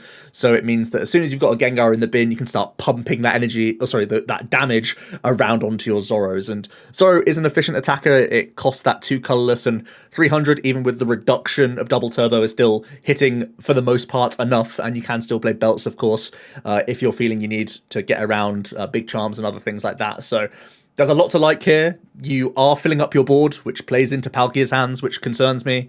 And you are damaging your stuff, which means lots of things response KO you. But if you're in a 2-prize v 2-prize race, it's not the worst deck to be playing by any means. So yeah, exciting card. I think it's going to sit around that sort of mid-tier still, though, because this doesn't have inbuilt wall breaking. This doesn't have inbuilt ways to deal with other 1 prizes too easily, unless you play Empoleon and Melanie and Water Energy, which is something that I've experimented with. So there can be things you can do with the deck. That even though you're playing Gatejaw Bogs and Pumps, there's still enough space in the deck to do some of the shenanigans. So we'll leave it at that. And that is the V and V-Star Pokemon, and I guess the one Kyurem Vmax as well. Feel free to pause if you just want a quick rundown, but we'll jump straight into the 1 prize and try and wrap this up nice and quickly, kicking things off with Beautifly, which is a Stage 2 130 HP Grass type with the Elated Draw ability. Once during your turn, you may draw cards, so you have 6 cards in hand. Really nice draw power, but to be honest, just not good enough when we have so many. We have great Tutor, we have honestly great 1 prize draw, and we have better stage 1 draw, and we have better stage 2 draw overall. The only benefit to this card is it has Turf Field, and that's about it. So yeah, a nice one for maybe Cube and GLC out there, but realistically for Standard, not going to be making an impact. Onto Trevenant, bit of a harsh 1-star really, because there are some benefits to this card. It's a 120 hit point grass type that has the Old Tree Barrier. If this Pokemon is knocked out by damage from your opponent's Pokemon V's attacks, your opponent doesn't take a prize card. And it has this Giga Impact attack for grass colorless. You do 150 and you can't attack next turn. So it's not quite the same as Miltank, because you can get hit, you can get knocked out, but the opponent doesn't gain anything from it, essentially. So it's nowhere near as good as Miltank if you want to do a hit and run strategy, because it requires way more space than the Miltank in general, and you basically have the same amount of hit points. Actually, Miltank can get tankier with tools than the Trev can. So really, you're hoping that an army of Trevs is too much for your opponent to deal with, because you're using Giga Impact over and over again, and essentially getting free attacks in every turn. You're going to try and rev this guy up either with like a Cherim combination with like Clara's to completely reload the Trev each turn, or with some Gardenia's Vigor. My worry is Gardenia's Vigor, of course, isn't a lot of draw power. Using Cherim Eldegoss, it's something we've seen before in the past not work with the likes of the Reggie Drago deck, and even trying all sorts of other things like the Bulu and whatnot. So you're just jumping through a lot of hoops. You need to play a lot of awkward cards to get this card rolling, and at the end of the day, your attack just isn't good enough. It's not bad enough that you just do 150, but if you somehow do if you do somehow tank, or the opponent doesn't take a KO, you have to try and get in and out of the active as well. So you're jumping through a lot of hoops just to deal this 150 rinse and repeat every turn, and I think there's going to be higher tempo one prizes that you can go for instead. Next up, we have Orbeetle. Orbeetle is a stage 2 Pokemon that has the Jamming Attach ability that says once during a turn, when you play this card from your hand to evolve a Pokemon, you may attach up to 3 energy from your opponent's discard pile to their Pokemon. Why on earth would you want to do that? Well, maybe you want to use that Mystery Wave attack that it has that does 30 damage, plus 50 more for each energy attached to your opponent's active Pokemon. Again, realistically, this is just way too slow, being on a stage 2. Even if you're playing the Zoroark engine and making it essentially, quote-unquote, a stage 1, still not going to be quick enough, and you're still going to need to attach a lot of energy to actually be able to get KOs here and there. But yeah, an interesting one. Again, we have so many cool Orbeetles. It feels like they were getting to a critical mass of maybe Orbeetle being a pretty cool one to add to Cube here and there. Onto Parasect, that's stage 1 that has the synergy with Hisuian Electrode. That's because its ability allows you to force both actives asleep and poison when you evolve for your turn. So yeah, it's exclusively good for Electrode, I think. The sleep isn't really the most disruptive status condition you can go for if you're trying to slow someone down for whatever reason and you don't care about your own attack or whatnot. So it's not going to be used for stall. It's really just this Electrode combo. But let me take you back to Hisuian Sneasler and Butterfree instead, because I think these cards are going to have a bit more play actually in this set instead, because we'll be looking at a Radiant Sneasler later, which actually allows you to Diaclaw for 280 now without the need of Belt. So I think if you're trying status shenanigans, the Sneasler is going to be ending up better than the Electrode, because you just need so many more pieces with the Electrode than you do with the Sneasler, because you're limited to 4 curries, you're limited to 4 mechanical arms or wind-up arms, so just digging through your deck to find these in a rush is so much more difficult than the Sneasler Butterfree package. So that's the status deck of choice right now. Next up, we have Chandelure, another stage 2 Pokemon that has the Mountain Burner ability. When you play this Pokemon from your hand to evolve one of your Pokemon during a turn, you may discard the top 3 cards of your opponent's deck. We've seen this ability on a variety of different Stage 2s at this point now. None of them have ever really been hugely impactful. I think Rhyperior is the best one when it was paired with Meganium and stuff back in the day. This is an interesting one. I think realistically, again, it's just going to be too much effort. But we do have top entry Lampent. We do have Durant as an attacking option to be able to be doing something alongside the Mountain Burner, and this is a nice way of being able to pick up or be able to play that Erizu card and pick up a couple of Lampents and maybe a Chandelure, pop one to the top maybe if you're playing Guru or something like that to be able to guarantee that top entry on the following turn. Again, it all sounds very nice, but I think realistically it's going to be a bit too inconsistent. But yeah, it's actually there's actually a lot of cool different concepts within the deck that could maybe lead to something, but I think realistically, as a stage 2, this is just way too slow to actually have an impact. On to Cramorant then, and we're rating this the full 5 stars. We think this guy is incredible.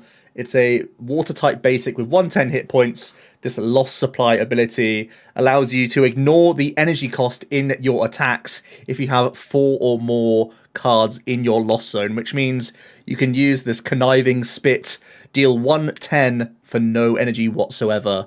And we think this immediately goes into Giratina, which we already rated very highly, because it's a great way to deal with opposing one prize Pokemon without leaving your Giratina in the active and forcing these painful lost zoning of energies. So you can weave this guy in when you need to just take those one prize KOs. If you're in other one prize matchups, it's oftentimes doing enough, especially with things like that Sableye that could also come into the deck.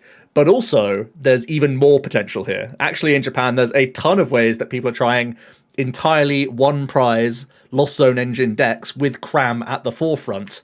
You can try and buff its damage output very nicely with Choice Belt, so you can do 2 hit KOs on Vstar Pokemon, and you can also add in the Pokemon Go Articuno if you'd like, for that ice symbol, allowing you to do 10 more damage. That could help out in opposing one prize matchups, like Reggie's, for example, or even the Swim Freely deck, stuff like this, where you're naturally just improving on that 110 so nicely.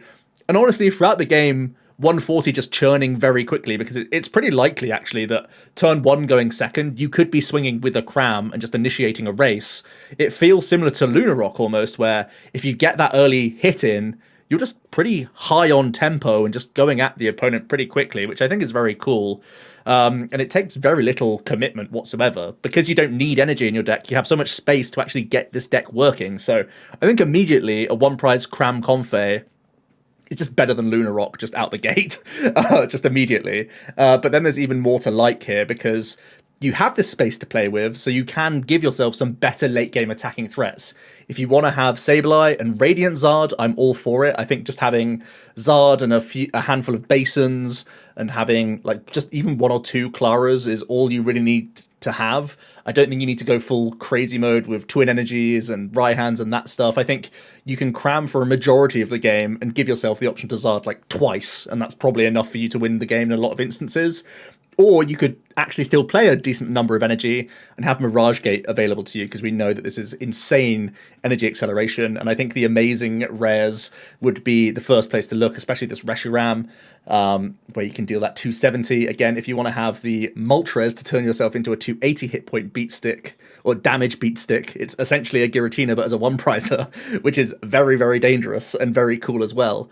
And there's also the option of Snorlax, which we'll talk about later on in the set. It does 180, which I think is actually really nice in combination with the Cram. You do the 110 into 180, meaning that you don't even need to possibly play Choice Belt whatsoever in this deck, so even more space. So I'm in love with this Cram. I think it goes into Tina. It probably goes into the Goo deck as well, as like a one-of, just as a Miltank wall breaker for Goodra at least. Giratina doesn't need the Shred, but it can still be nice for skewing prize trade. But I will be focusing almost all of my Lost Origin time on experimenting with the one prizes, because I think a Cram focus list is going to be where I want to put my time, because it feels broken to me. Yeah. Next up, we have Hisuian Basculegion, which unfortunately is just a 1-star. Spirit Climb is the attack that we're looking at for 0 energy, just 20 damage times the number of basic energy in your discard pile. Then you shuffle everything back into your deck, very reminiscent of the old Infinity Victini Prism Star. Obviously, we have the Japanese scan, but when we get to the English scan of Radiant Steelix, you'll see that this discards your deck, essentially, and does more damage based on your energy cards. So essentially what you'll do is you'll discard down to 1, and then use Basculegion to put it all, take another KO and put it all back in, and you just cycle these 2 attackers. Realistically, it's a bit too much, and you know, when you're doing this kind of attack, when you're discarding all of your deck to try and get a load of energy in the discard pile to then attack again, you run out of resources very quickly because you discard all of the cards that you're not recovering, which is a pain. But yeah, so unfortunately, it's just not really all there. The other kind of way you could potentially play this is with something like a Volcarona, and kind of have some synergy there with different typings and that kind of stuff. But realistically, just too much effort, and the multiplier is just not high enough overall for this to actually be a substantial include to the deck. Onto Politoed. It's a stage 2 Pokemon with 140 hit points and is a water type. The King's Dance is kind of the attack we're looking at here. For 2 colorless, you just do 10 base. But if you have a Wag on your bench, you do 60 more. If you have a Whirl on your bench, you can do 90 more. And if you have a Wrath on your bench, you can do 120 more. So add that all up, that gets you to 280. And you simply need to have 2 stage 2s, 1 stage 1, and a basic in play. We've actually seen attacks like this in the past on Arenaclus, and it really never worked, even though that was a much more searchable card. But we do have a good amount of water search and recovery, to be fair to Politoed right now. Erizu has potential, Irido with Rare Candy is a great synergy that we've already seen with obviously better cards. And there's Nessa that can allow you to recover a ton of polys as you go. So this is going to be that fun mini quest kind of deck where you're trying to get things rolling constantly. Feels like it will be extremely vulnerable to bench spread. It will be very vulnerable to, hand disruption, these sorts of things. It won't have much space for card draw Pokemon or anything else like that. So, it's fun. It hits the number, but much more difficult than other ways of doing so. Next up, we have Swim Freely, which is a bunch of different cards. It's the Finian, Dugong, Seadra, and Luminian from the set. So where to start? Let's start with the Finian. Finian has Oceanic Accompaniment, which is its ability, which is a really wordy ability. I didn't even realize that was how it's translated into English. As often as you like during your turn, you may attach a water energy from your hand to one of your Pokemon that has the Swim Freely attack. So Finian has the ability, Dugong, Seadra, and Luminian have that attack. I'll kick things off with Luminian and Seadra because they're the weaker ones. Luminian, well, the attack on all of these Pokemon Swim Freely for 1 water energy is 10 damage, and on a coin flip you are immune next turn. Parental effects of attacks next turn rather than complete immunity. So they all have that attack. Luminian obviously evolves from Finian and just does 120 for 3. And Seadra has Hydro Shot for 1 water energy that does 20 damage to one of your opponent's Pokemon for each water energy attached. So the idea is you're going to attach a load of energy through the Finian's ability to a Seadra and do a big snipe, or you'll be able to get Luminian out of nowhere and do 120. These are the weaker attackers. The one we actually think is pretty cool is Dugong.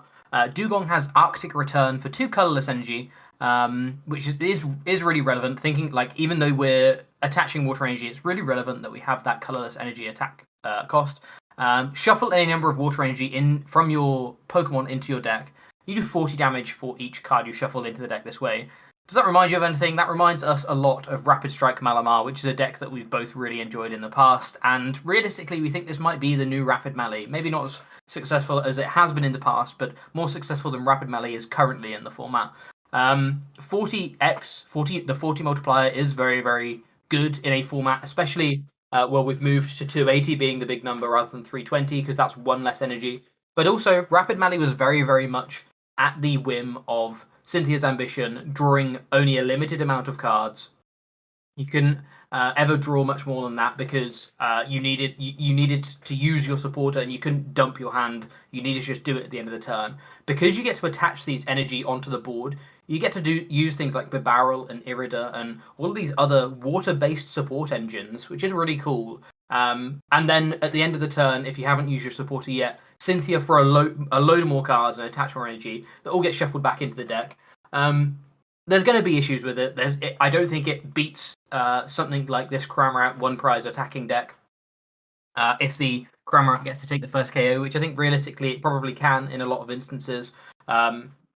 But I think this deck has real potential to uptrade against a lot of these 2 prize decks.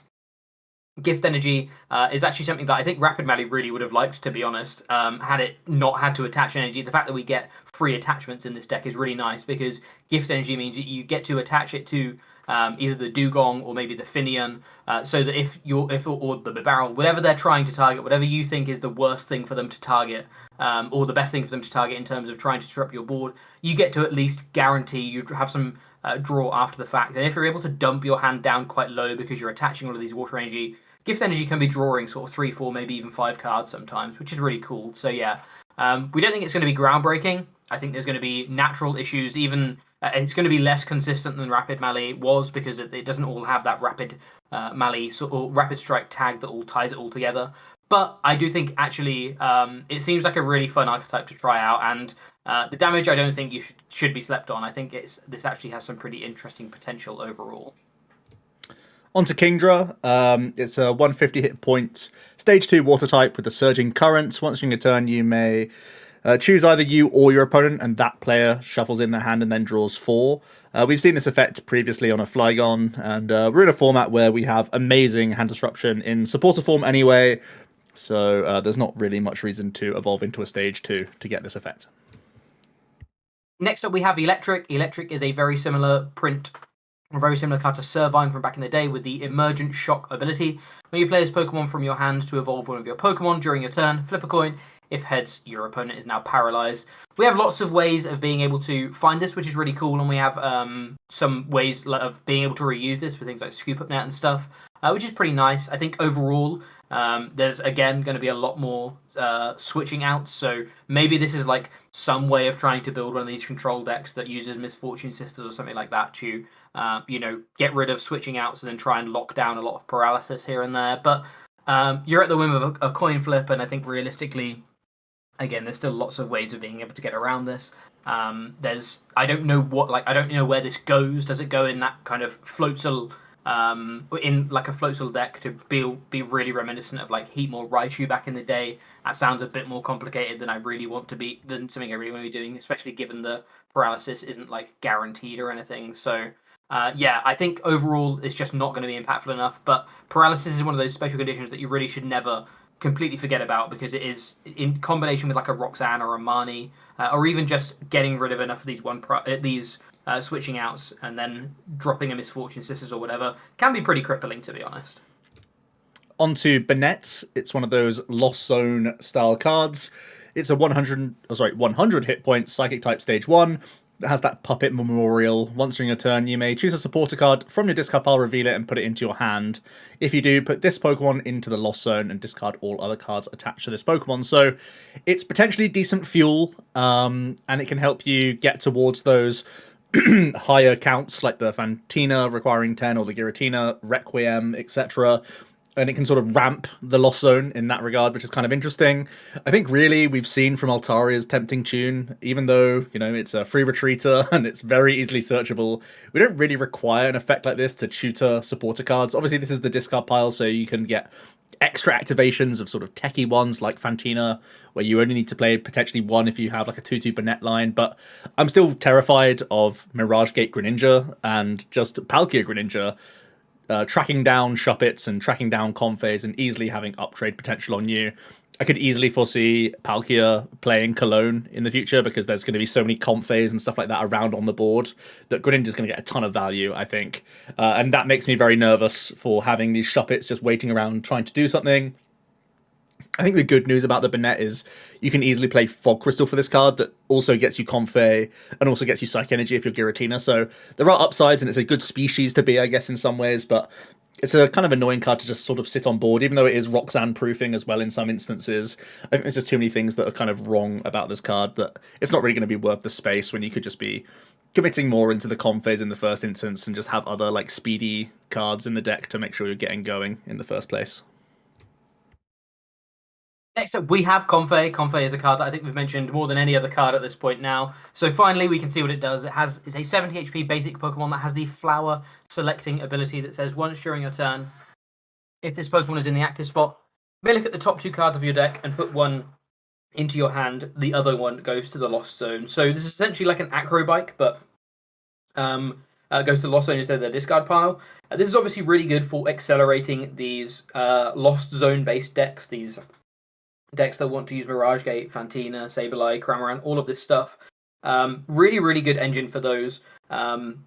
Essentially, I think this is the backbone of what is one of the new engines in the format, which is really cool. Lots of ways we can recycle this as well. Scoop Up Net to be used multiple times, ropes, balloons, switches, bird keepers, all of that good stuff.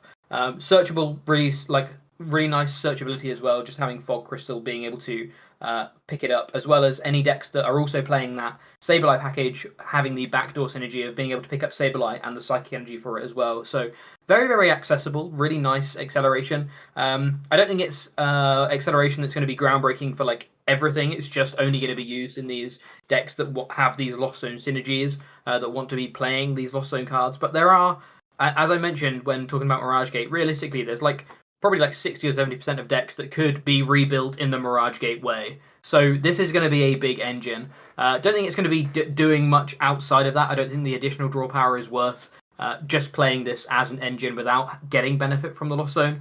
But this, like, it's so good for accelerating your Lost Zone sort of game plan and getting into these really, really broken cards like Cramorant, like Mirage Gate, and just making sure you actually get benefit from them early on. Yeah, a really, really strong engine, and one that I think we're going to be seeing a lot of going forward.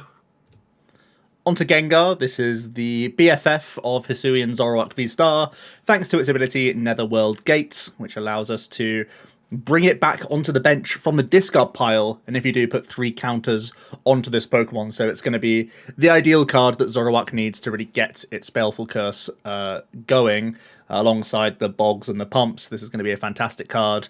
It does also have a Screaming Circle attack for a Psychic. You can put 2 counters on your opponent's active Pokemon for each of your opponent's benched Pokemon, so up to 100 in counters that you could be doing, which is okay for Psychic Energy, but I don't even think Zoroark wants to play Psychic Energy realistically. It's probably just going to play a handful of Special Energy, and maybe Water. I think Water's reasonable because you get to have Melanie and you get to have Empoleon, which is like really good in the format, I think. So it's unlikely you'll be using this guy's attack, but if you need to have something that can help you get around Miltank, maybe you could see some Psychic Energy. But it's in here for its ability, and it's a fantastic one for this sort of deck. Next up, we have Radiant Gardevoir. Radiant Gardevoir is one of these Radiant Pokemon that you can only put 1 of in your deck. 130 HP, basic Psychic type that has the Devotion Veil ability. All of your Pokemon take 20 less damage from your opponent's Pokemon V's attacks. So I think realistically, the only major partners we're probably going to see this with is something like an Arceus or a Stonejourner. Naturally, these bulkier Pokemon that really want to just try and either abuse something like Sharon in Arceus' case, or just really reduce the absolute pants of any damage your opponent's doing in Stonejourner's case. It's going to be like you're going to really struggle to ever get anywhere near one-shotting a Stonejourner, and you've got that Stone Gift to be able to just heal off all of the damage that they do. So a nice little ability. I think the biggest issue with the card is it obviously competes with the fantastic Radiant Pokemon we already have. Every Radiant Pokemon we look at, or we receive, we have to look at and basically go, is this better than drawing 2 cards, potentially 4 cards per turn or whatever? And in a lot of instances, it's not. That's why we haven't got Goodra on here, because we think Goodra is... Greninja is better in Goodra, even though Goodra is a tanky deck, because you're going to be able to do the Moonlight Shuriken with the Mirage Gate stuff, plus also you're going to want that additional sort of draw power here and there should you need it. So yeah, even in the tanky deck, similar to the Lake Acuity card, it's not guaranteed in these tank style decks, but the 2 we could see it in are sort of heavy like tanky Arceus Vstar builds, or just Stonejourner Vmax that plays lots of ways to reduce damage and really try and capitalize on the low damage output for a lot of these decks. Obviously, these kind of decks are in fear of something like Giratina, which just has an insanely high damage output. But against your Palkias and your Arceuses, we've seen that these decks that really lock down on the amount of damage that can be done in the format, they can be really problematic overall. Onto Clefairy, a very interesting little 60 hit point basic Psychic type that has the Moon Watching ability.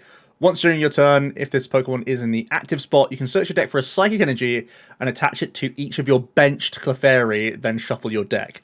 It also actually has the Wonderstorm attack for 3 colorless that does 20 for each Psychic Energy attached to your Pokemon. So there could be potentially a Clefairy 1 prize deck where you just try and get the gang out and moon watch as much as possible, like all your energy out of the deck by shimmying around with air balloon switches, bird keepers, that sort of thing, and try and have a Wonderstorm, but it's only a 20 times multiplier, so perhaps it could be the friend of some of these things with higher damage output thresholds, the Gmax Whisk doing a 60x for the amount of energy you discard, or the Psypurge, which is a 90 multiplier as well, but is of course capped at that 270. So maybe it's a friend for some of these higher damage output decks, but we've just gone on and on about the likes of Zorro, the likes of Giratina, which find it very easy to reach those higher damage thresholds and draw cards at the same time, whereas Clefairy, not helping you do that. You need to naturally get into your balloons, switches, bird keepers, that sort of thing, and they take up so much board space that you won't have engine Pokemon to help you get there. So you're jumping through a lot of hoops to do one-hit KO stuff when you could be doing it in a much easier way. Next up, we have Sableye. Sableye is another one of these Lost Zone lover cards that wants to have lots of Lost Zone cards, all cards in your Lost Zone. It has the Lost Mine attack for 1 Psychic Energy that says if you have 10 cards or more in your Lost Zone, put 12 damage counters on your opponent's Pokemon in any way you like.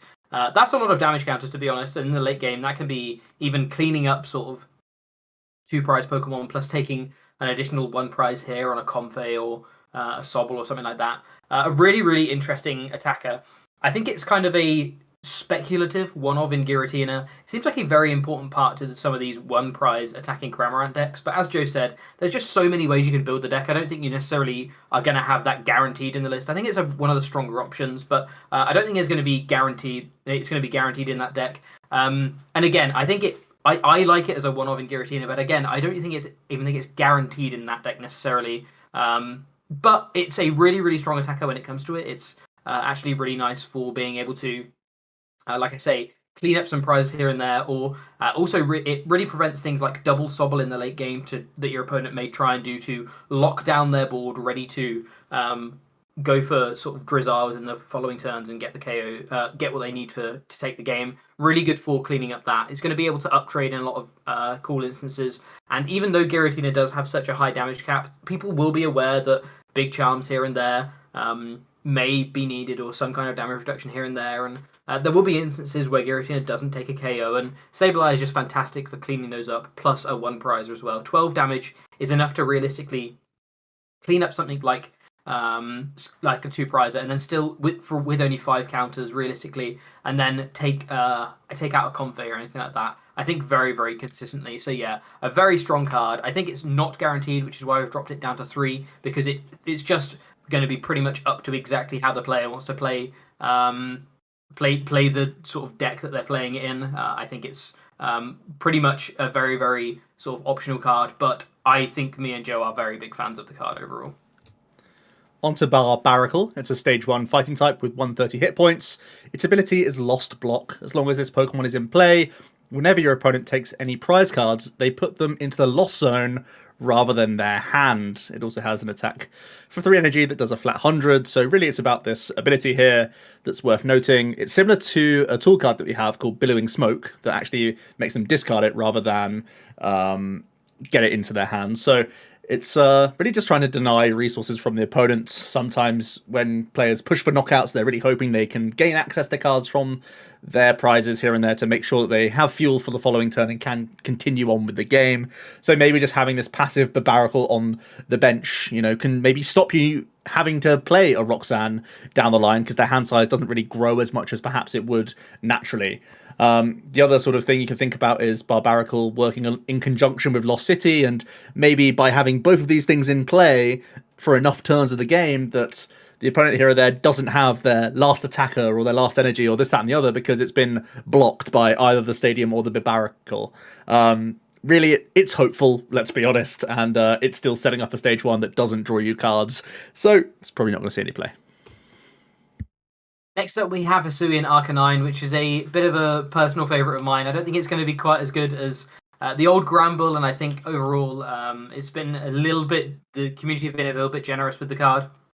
But a fun one nonetheless. Hisuian Arcanine has the attack Guard Down, which has 10 damage for 0 energy, plus an additional 150 if you have 0 cards in hand. So obviously, again, yeah, that's exactly the same as Gramble back in the day that did 160 for I think it was 1 if you had no cards in hand, which was like a solid tier 2 deck. I think the deck had a lot more support back in the day. It had things like Guru plus Magcargo. It had a lot of ways of actually being able to get down to 0 cards.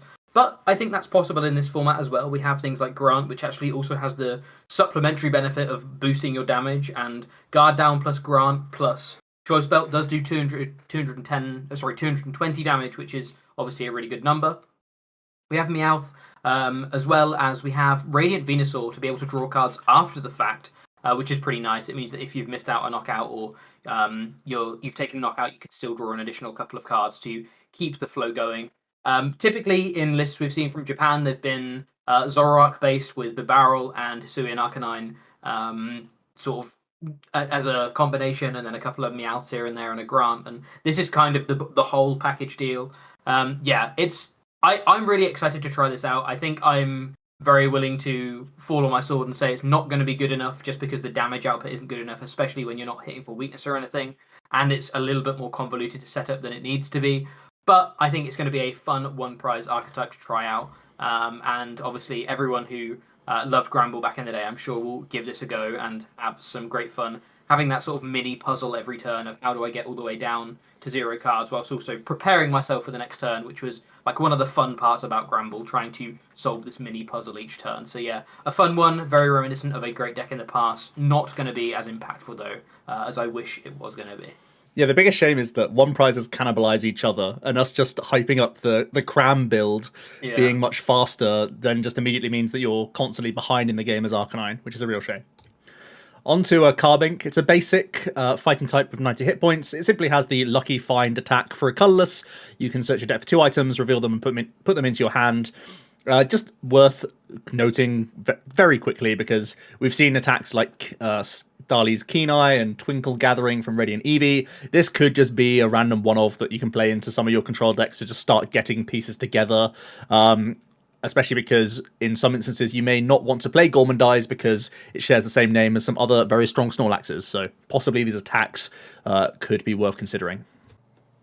Next up is Machamp, and Machamp is a really interesting Stage 2 Pokemon.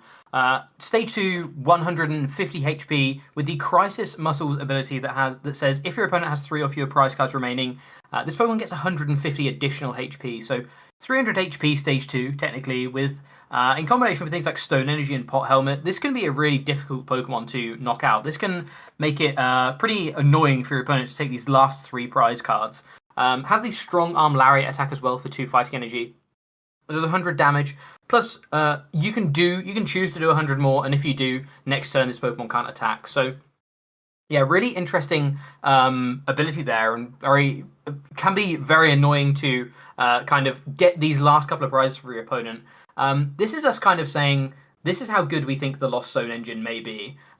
We wonder whether you can do enough stuff in the early game with Cramorant and drawing cards and Comfey that you can just quite happily pop a couple of matchups down in the early turns, attach an energy here and there, take some prizes with Cramorant, or deal some damage with Cramorant, draw some cards with Comfey, and eventually sort of net up your whole board so you just have some Machamps by the late game. So your opponent is forced to go through these Machamps.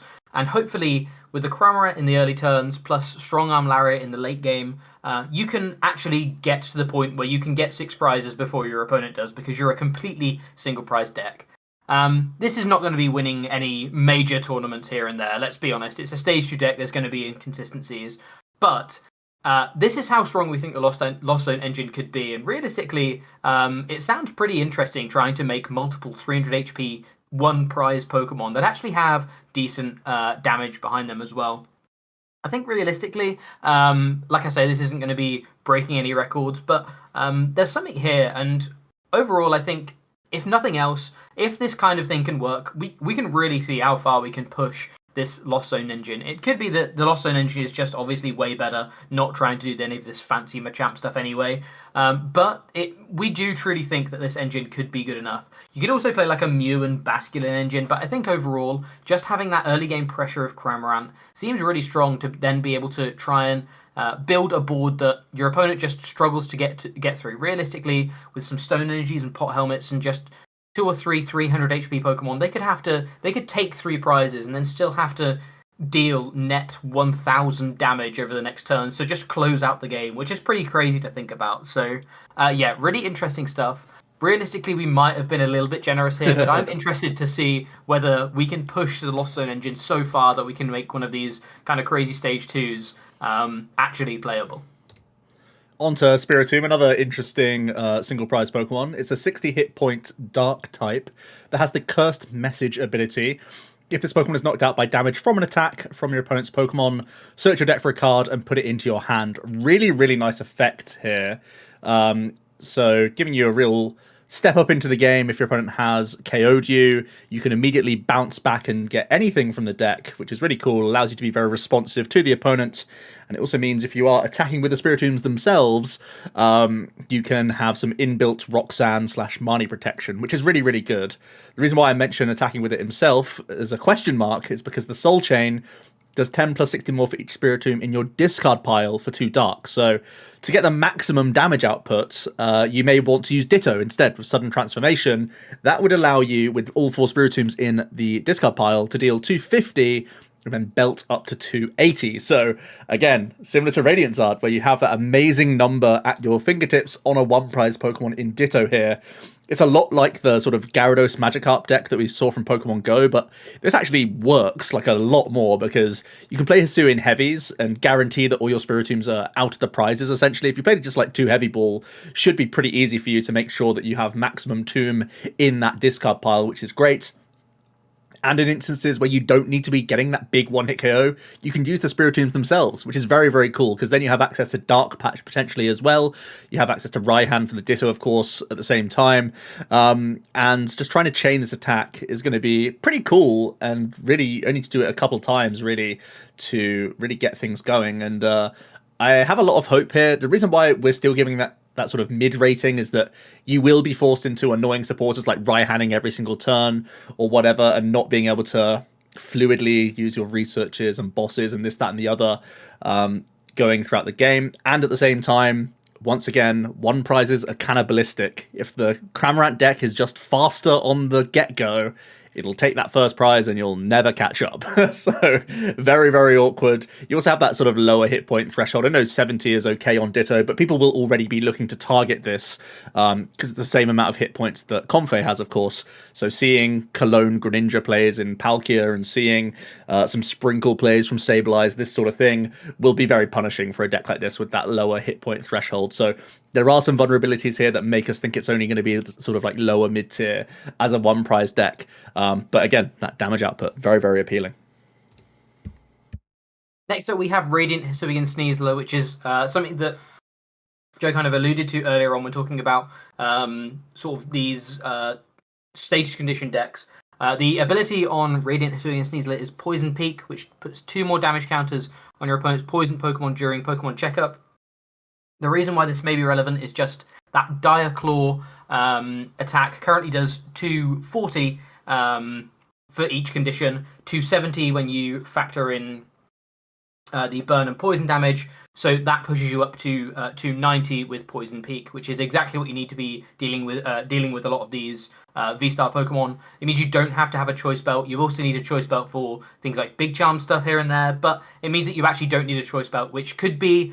It's like the only reason that we're maybe revisiting this archetype, but it could be enough of a reason to at least pick up these cards out of the binder and try them once again. I still think we're pretty convinced it's not going to be particularly impactful, but if you want to try it again, it actually hits the exact numbers it needs to now, which was one of the limiting factors of the deck.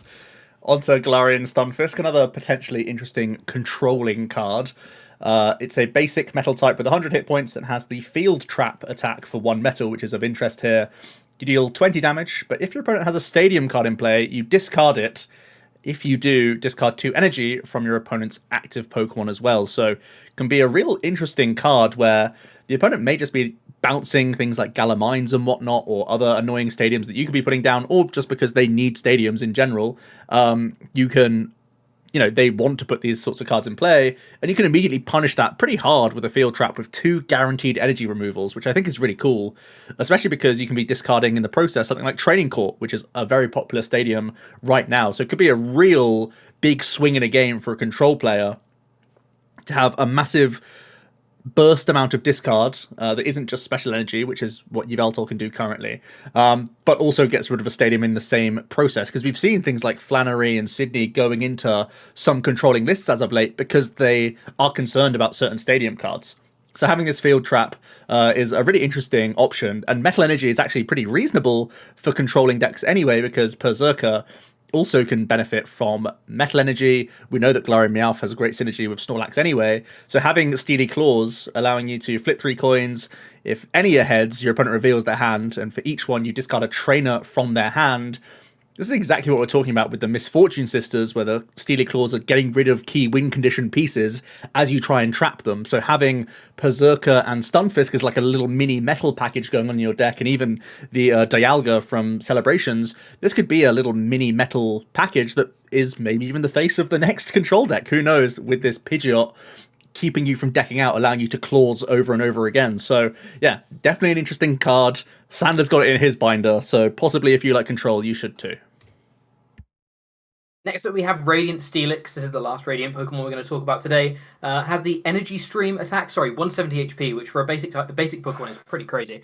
170 HP and the Energy Stream attack for 20 damage for 1 colorless energy attached up to 2 metal energy from your discard pile to this Pokemon, so you can get into that destructive finish, which does 60 plus 30 more for each energy you discard when you discard all but the one card of your deck. So obviously this has quote-unquote sort of unlimited damage cap here. You can hopefully be able to try and attach with things like Metal Sorcerer and stuff and really go for that destructive finish. You play Pidgeot to make sure you're not decking out, things like that. And then you've got things like Bascu Legion and Volcarona to try and shuffle these back into the deck. I think realistically, again, this is another of these sort of fun little decks that is not actually going to have enough impact overall when it comes to how effective it's going to be, considering your main attacker is only a one-off, so you're going to have to make sure you're finding it and playing heavy balls and stuff like that. You're then unlike Radiant Zard, where you're able to attack with other things in the early game and build up to Radiant Zard or whatever, you're really reliant on this Steelix actually doing anything, so then you actually need to power up the Steelix, which means you need to sorcerer and stuff to it, because if you don't, it's probably going to get boss KO'd and you're going to have to start again. So yeah, it's all just a little bit awkward. It's a fun like sort of hark back to some of these kind of decks in the past that have been successful. But I think realistically, even with, to be honest, what's a pretty strong modifier, you're going to still need to play quite a lot of energy in your deck, which again is just going to eat into your consistency here and there. So there's a lot more downsides than it may seem to just having kind of uncappable damage output. But I would imagine it is great fun basically picking up your deck and just putting it into the discard. That's going to be pretty fun to do. Onto Hisuian Goodra. It's a Dragon type stage 2 with 160 hit points and has the Steel Shelter ability. Looks to be an annoying one, preventing all damage done by your opponent's Pokemon V attacks to your basic Pokemon that have any metal energy attached. Now, ironically, because we left this video so late, I got to see a Sander tweet today talking about this card, which really allows us to evaluate it in more detail. But certainly an interesting and annoying ability. We've seen similar things like this on like Kling Klangs way back when, and yeah, I feel like even though this is a stage 2, it does give me hope, because we have a good number of basic V Pokemon that we can make pretty tanky and pretty annoying to deal with given time. And I think this Goodra does exactly that. Even if the opponent is gusting up and KOing the Goodra, they've left your 2-prizer freely on the board to either launch a ton of attacks, if it's going to be like a Zacian or a Blissey that gets out of control or just gets too much value, or even that Berserker in a similar vein, or it's going to be some annoying Pokemon, the likes of Luxray, actually, with that Snipe Fang, where you can be discarding trainer cards from the opponent and maybe even make it difficult for the Goodra to even get targeted in the first place. Greedent, again, guaranteed energy removal is a scary effect, way scarier when your opponent can't easily one-hit KO you. You're sat there with a Cape of Toughness, you can't be hit by opposing Vs. Even some of these shred attacks can't reach the likes of the Greedent and the Luxray very easily. So maybe we can start seeing these sorts of effects, and of course Greedent can be a great abuser of like a Sharon's Care as well.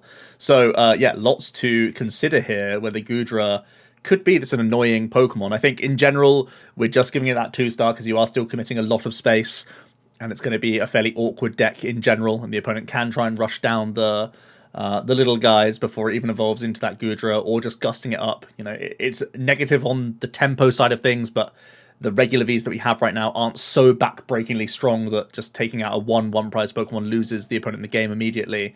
It would be quite a surprise for that to be the case. Possibly with a Blissey that just gets too big, but I don't really feel that's going to be the case. But yeah, I'm nervous because Sander has taken a shine to this card, so maybe there is hope for it yet. But in general, an annoying one for us to get round. I think the good news is for us not being plagued by this throughout the entire format is we have a ton of shred naturally in the top decks in the game right now, and we have great ways of like sniping down early basics and whatnot before this becomes a real threat. Yeah. Next up, we have Gradient moving on to the colorless types. That has the dump attack. It's just worth noting for this attack. For 3 energy, does 60. You discard your hand, and if you discarded 5 or more cards, you do 210 instead, which is a really big number. Obviously, after the fact, you can then Radiant Venus your way back up into cards. Fun little attack. Realistically, not going to be good enough to see competitive play, unfortunately, though. We also have that Porygon 2. We've talked about this already in detail with the Rotom. This is kind of like that finisher. Once you've short-circuited all those tools into the Lost Zone, you can then use that Junk Data Blast on a 20 multiplier, not a huge amount.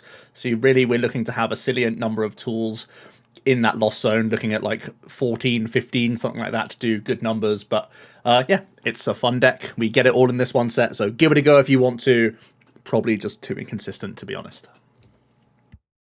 Snorlax is one that we've already mentioned here and there. 150 HP basic Pokemon with a Tranquil Slubber ability. Prevent all effects of attacks from your opponent's Pokemon done to this Pokemon. So not a bad one. Again, things like damage counters, energy discards, all of that stuff you can completely ignore. And then Heavy Snoring does 180 for 3, which is why we're looking at the card, because it's a splashable 180 damage, which is really nice. You do go to sleep and you have to flip 2 coins to wake up. But realistically, with the low HP on this, it's going to be sort of a one and done, just trying to keep up with sort of up trading or just making sure you're guaranteeing an attack with something like Mirage Gate. I think realistically, it's just going to be in some of these one prize decks as a way of breaking your natural damage cap that these decks have. Obviously, we have things like Zard and Reshiram that massively break that, but things like Inteleon decks, their one prizing options very much have a limited amount of damage, same with Cramorant. So this is a really nice way of being able to combine that with something like an Inteleon or a Cramorant to hit some really important numbers.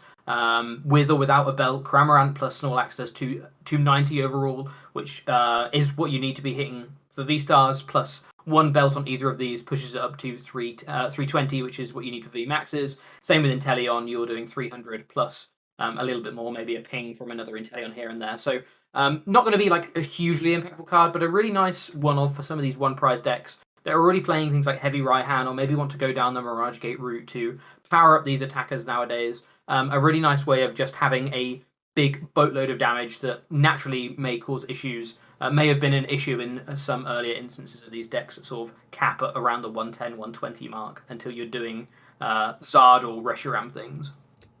So that's it. That wraps up the one prizes. We're really hype, of course, on Cram and Confe. I'm sure that's been obvious throughout. But there are some other interesting ones in there as well that are worth experimenting with. Like Jack said, the throwback to Mali is something I have my eye on, even if we're not rating it high out the gate. It's going to take up some of my time experimenting with. And there are some pretty cool one prizes out there as well. And we've just said it a few times already in the video that they do cannibalize each other. Only really 1 or 2 one prize decks can survive in any one format at a time because they bully the rest, unfortunately. But that's it. That wraps up our set review. We're going to be jumping basically immediately onto PTCGO and start playing with these decks, so we can really get a good grasp of this. We've proxied up a ton of decks. We're ready to go and put them all into PTGO, so we will be streaming again. We're going to be having lots of battles going on. And yeah, we can get stuck into this Lost Origin format, which I think is similar feeling really for me to like Brilliant Stars, where Arceus opened the floodgates for all sorts of experimentation. I think the Mirage Gate package does that as well. So lots to be exploring, lots to be excited about. Giratina is obviously a huge threat in the game, but I think it's not going to be a one-horse race. I think there's going to be, similar to this format right now, a number of viable decks going forward. So really excited by it, to be honest. Yeah, for sure. I think there's going to be... I think on the surface it's like, oh, Giratina is just the poster boy, but there's going to be so much to this. And like I say, even just like harking back to that Machamp slide, we really think this engine can be pushed. So it's going to be really cool to see how far we can go. And if nothing else, look at some of these fantastic alt arts that we're getting in this set as well. I think all 4 of these are just brilliant. So yeah, make sure you pick up some packs. The set's out as we're recording this in like 3 days' time. So pick up some packs, get ready for some of these regionals coming up in the next few weeks. Thank you very much for watching. We will see you in another video tomorrow. Cheers, everyone.